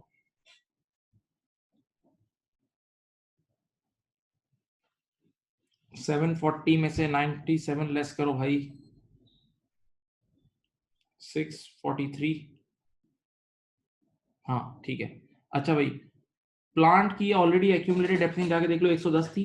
प्लांट की ऑलरेडी एक्यूमुलेटेड डेप्रिसिएशन 110 थी और वो 22 रुपए से और डेप्रिशिएट हुआ था। 110 की ओपनिंग एक्यूमुलेटेड डेप्रिसिएशन थी और 22 रुपए से और डेप्रिसिएट हुआ था, तो 132 हो गई, सही है।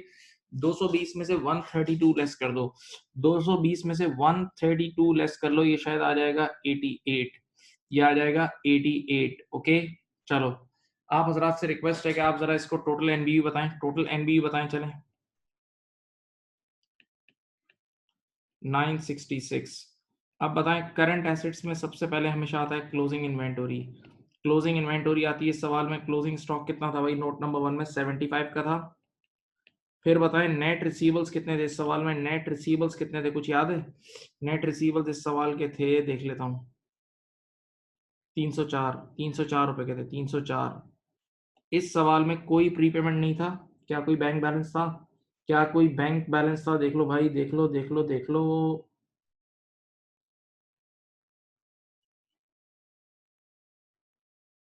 कोई बैंक बैलेंस है?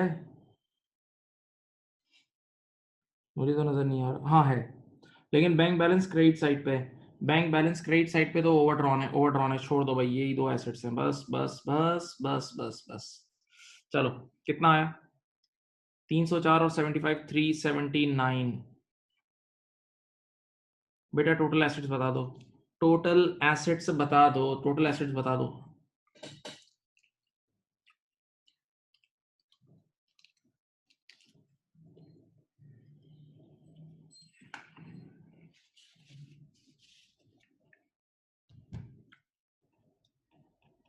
सही है, टोटल एसेट आ गया 1345, टोटल एसेट आ गया 1345, 1345। ओके ठीक है। एक छोटी सी चीज, इतनी सी चीज निकालना सिखाऊं। देखो, अभी मैंने थोड़ी देर पहले एक ट्रेनिंग दी थी, ये अगर ओपनिंग रिटेन अर्निंग है, देखो ये ओपनिंग रिटेन अर्निंग है, इतना तुम्हें प्रॉफिट हुआ है। लेकिन अगर तुम कुछ अमाउंट घर लेके चले गए डिविडेंड की फॉर्म में, डिविडेंड की फॉर्म में घर लेके चले गए, तो क्लोजिंग रिटेन अर्निंग फिर ये बचेगी ना, क्लोजिंग रिटेन अर्निंग ये बचेगी ना। तो बस सिंपल फॉर्मूला बताऊं, आपने सोशी पढ़ी भी तो है, सोशी पढ़ी तो है। ओपनिंग रिटेन अर्निंग में प्रॉफिट आफ्टर टैक्स ऐड होता है और डिविडेंड लेस होते हैं। ओपनिंग रिटेन अर्निंग में प्रॉफिट आफ्टर टैक्स ऐड होगा और डिविडेंड्स लेस होंगे तो क्लोजिंग आ जाएगा। ओपनिंग रिटेन अर्निंग में प्रॉफिट आफ्टर टैक्स ऐड होगा और डिविडेंड लेस होंगे तो क्लोजिंग रिटेन अर्निंग आ जाएगी। हाँ, तो चलो इधर ही अल्लाह का नाम लेके ये देखें, equities and liabilities, equities and liabilities इसी के नीचे बना देता हूं। चलो, पहला हेड है अपना capital and reserves, capital and reserves. बताओ, इधर देखो, एक तुम्हारे पास होगा ओएससी, एक होगा प्रीमियम और एक होगा तुम्हारे पास retain earning, retain earning. OSC कितना है इस सवाल में, देखो ऑर्डिनरी शेयर कैपिटल कितना है, थोड़ा सा टाइम ले लो। ऑर्डिनरी शेयर कैपिटल है 650। बेटा शेयर प्रीमियम इस सवाल में कितना था, शेयर प्रीमियम जाके ढूंढो। शेयर प्रीमियम इस सवाल में है 80, कोई एडजस्टमेंट नहीं है। अच्छा, retained earning, retain earning opening कितनी है, रिटेन अर्निंग ओपनिंग है 130, रिटेन अर्निंग ओपनिंग है 130। देखो इसको सीखो, 130 की ओपनिंग रिटेन अर्निंग है, प्लस प्रॉफिट कितना हुआ, ये देखो ये देखो ये देखो, प्रॉफिट जो भी हुआ है वो जाके यहाँ ऐड हो जाएगा। प्रॉफिट 100 रुपए का हुआ था और ऑर्डिनरी डिविडेंड है 30 रुपए के, देख लो ऑर्डिनरी डिविडेंड है 30 रुपए के, 30 रुपए बांट दिए, 30 रुपए बांट दिए, तो कितने बचे, 200। बताओ तुम्हारा इक्विटी का पैकेट कितना बना, तुम्हारा इक्विटी का पैकेट कितने का बना, 850 एक हो गया और 80, 930 930 रुपए का तुम्हारा इक्विटी का पैकेट है। हाँ डिविडेंड लेस किए मैंने, डिविडेंड लेस किए हैं, डिविडेंड रिटेन अर्निंग में से लेस किए हैं बेटा, देख लो ये रहे डिविडेंड मेरे बच्चों, ये रहे डिविडेंड, डिविडेंड मैंने लेस कर दिए हैं। सही है, जैसे सोशी में लेस करते थे, अब सोशी अलग से बनाने को नहीं बोल रहा, तो यहीं से मैं करवा रहा हूँ। अब नॉन करंट लायबिलिटी एक ही है, शायद नॉन करंट लायबिलिटी क्वेश्चन में एक ही है, वो थी कितनी, 10% लोन नोट, 10% लोन नोट, मेरे ख्याल से 50 रुपए का लोन था, 50 रुपए का लोन था। और बेटा करंट लायबिलिटी है आपके पास, करंट लायबिलिटीज में होगा ट्रेड पेबल होगा, ट्रेड पेबल होगा बेटा। हाँ एक एक्रूड इनवॉइस थी, एक याद है, एक आपके पास इनकम टैक्स है, याद है, और एक आपके पास होगा bank overdraft OD. Okay OD. Trade payable देखते हैं कितना है। ट्रेड पेबल आपको अल्लाह खुश रखे है 250 का, ट्रेड पेबल है 250 का।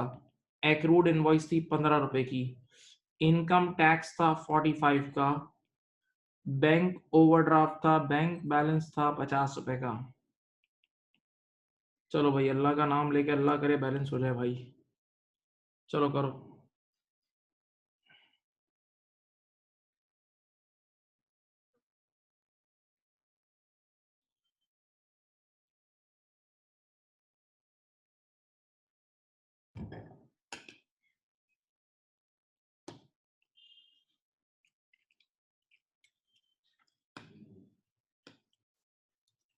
देखो ये बैलेंस होता है नहीं होता, क्योंकि मुझे कुछ बच्चों ने पहले बताया भी था कि इस क्वेश्चन में शायद बैलेंसिंग में कोई मसला है। 1340 आ रहा है, 5 रुपए का मसला आ रहा है भाई। हाँ सॉरी, एक चीज भूल गया मैं, एक्रूड इंटरेस्ट, याद है क्वेश्चन में लिखा था इंटरेस्ट भी एक्रूड है ईयर एंड पे, मैं भूल गया हूँ। एक्रूड इंटरेस्ट याद है, एक्रूड इंटरेस्ट 5 रुपए का। इंटरेस्ट की मैंने ऊपर अभी दिखाता हूँ, ये देखो एंट्री बनाई थी ना, ये देखो बच्चों ये वाली एंट्री देखो, ये देखो, ये देखो, ये एक्रूड इंटरेस्ट की एंट्री याद है, ये देख लो। तो 5 रुपए का एक्रूड इंटरेस्ट, 5 रुपए का एक्रूड इंटरेस्ट हो गया बैलेंस, अल्लाह का करम है। 1345, चलो भाई बिस्मिल्लाह। अब हो गया बैलेंस, हो गया, मुबारक हो भाई, मुबारक तो दे दो यार, मुबारक दे दो अल्लाह के लिए यार। पहले ऊपर से कॉपी करना शुरू करो, पहले ये कॉपी करोगे आप लोग, पहले ये कॉपी करोगे।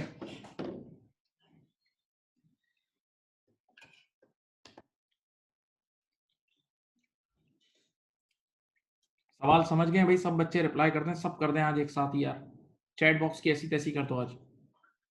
भाई सवाल समझ गए, अब आना चाहिए, आसान सवाल आते हैं, सब जवाब दे दो यार, कुछ नहीं होगा यार, क्या टीचर खुश हो जाएगा यार, क्या किसी की खुशी के लिए भी जियो यार।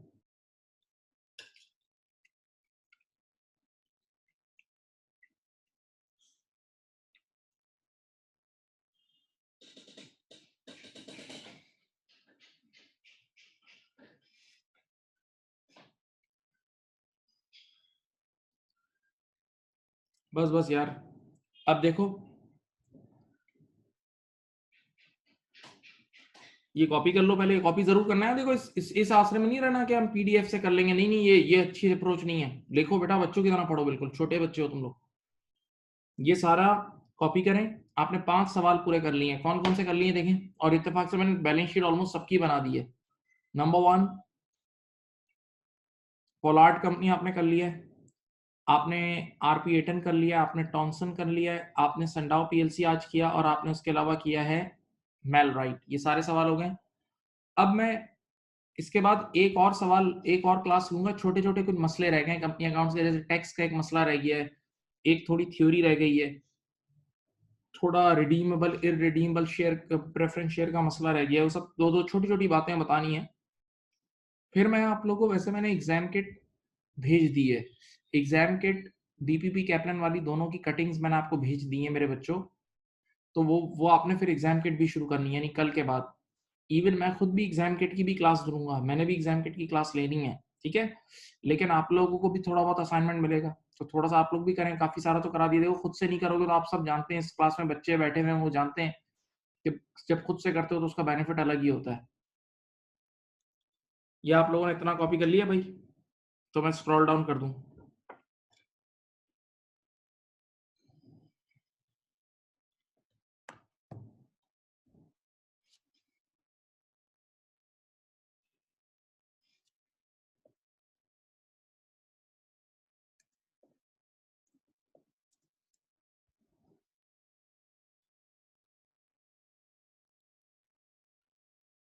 बेटा ये भी कॉपी कर लें अगर कर सकते हैं। थैंक यू बेटा।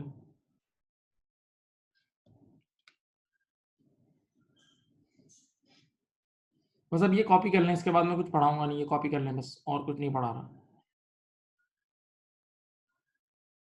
Sir company account and final account एक ही है? नहीं, कंपनी अकाउंट के अंदर फाइनल अकाउंट पढ़ाया जाता है। कंपनी अकाउंट में थ्योरी वगैरह सब थी ना, राइट इशू, बोनस इशू, ये सब।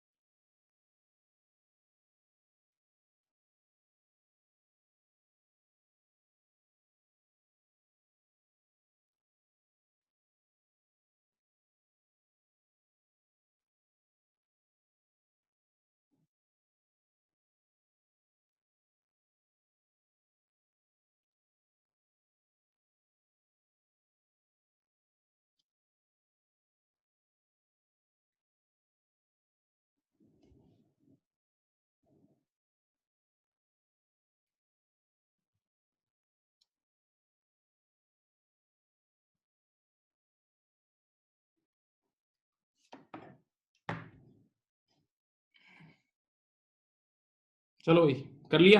कॉपीड? कॉपीड? छुट्टी दूं मैं? मुझे छुट्टी दे रहे हो, जाऊं? बोलो भाई। अबे छुट्टी दे दो यार।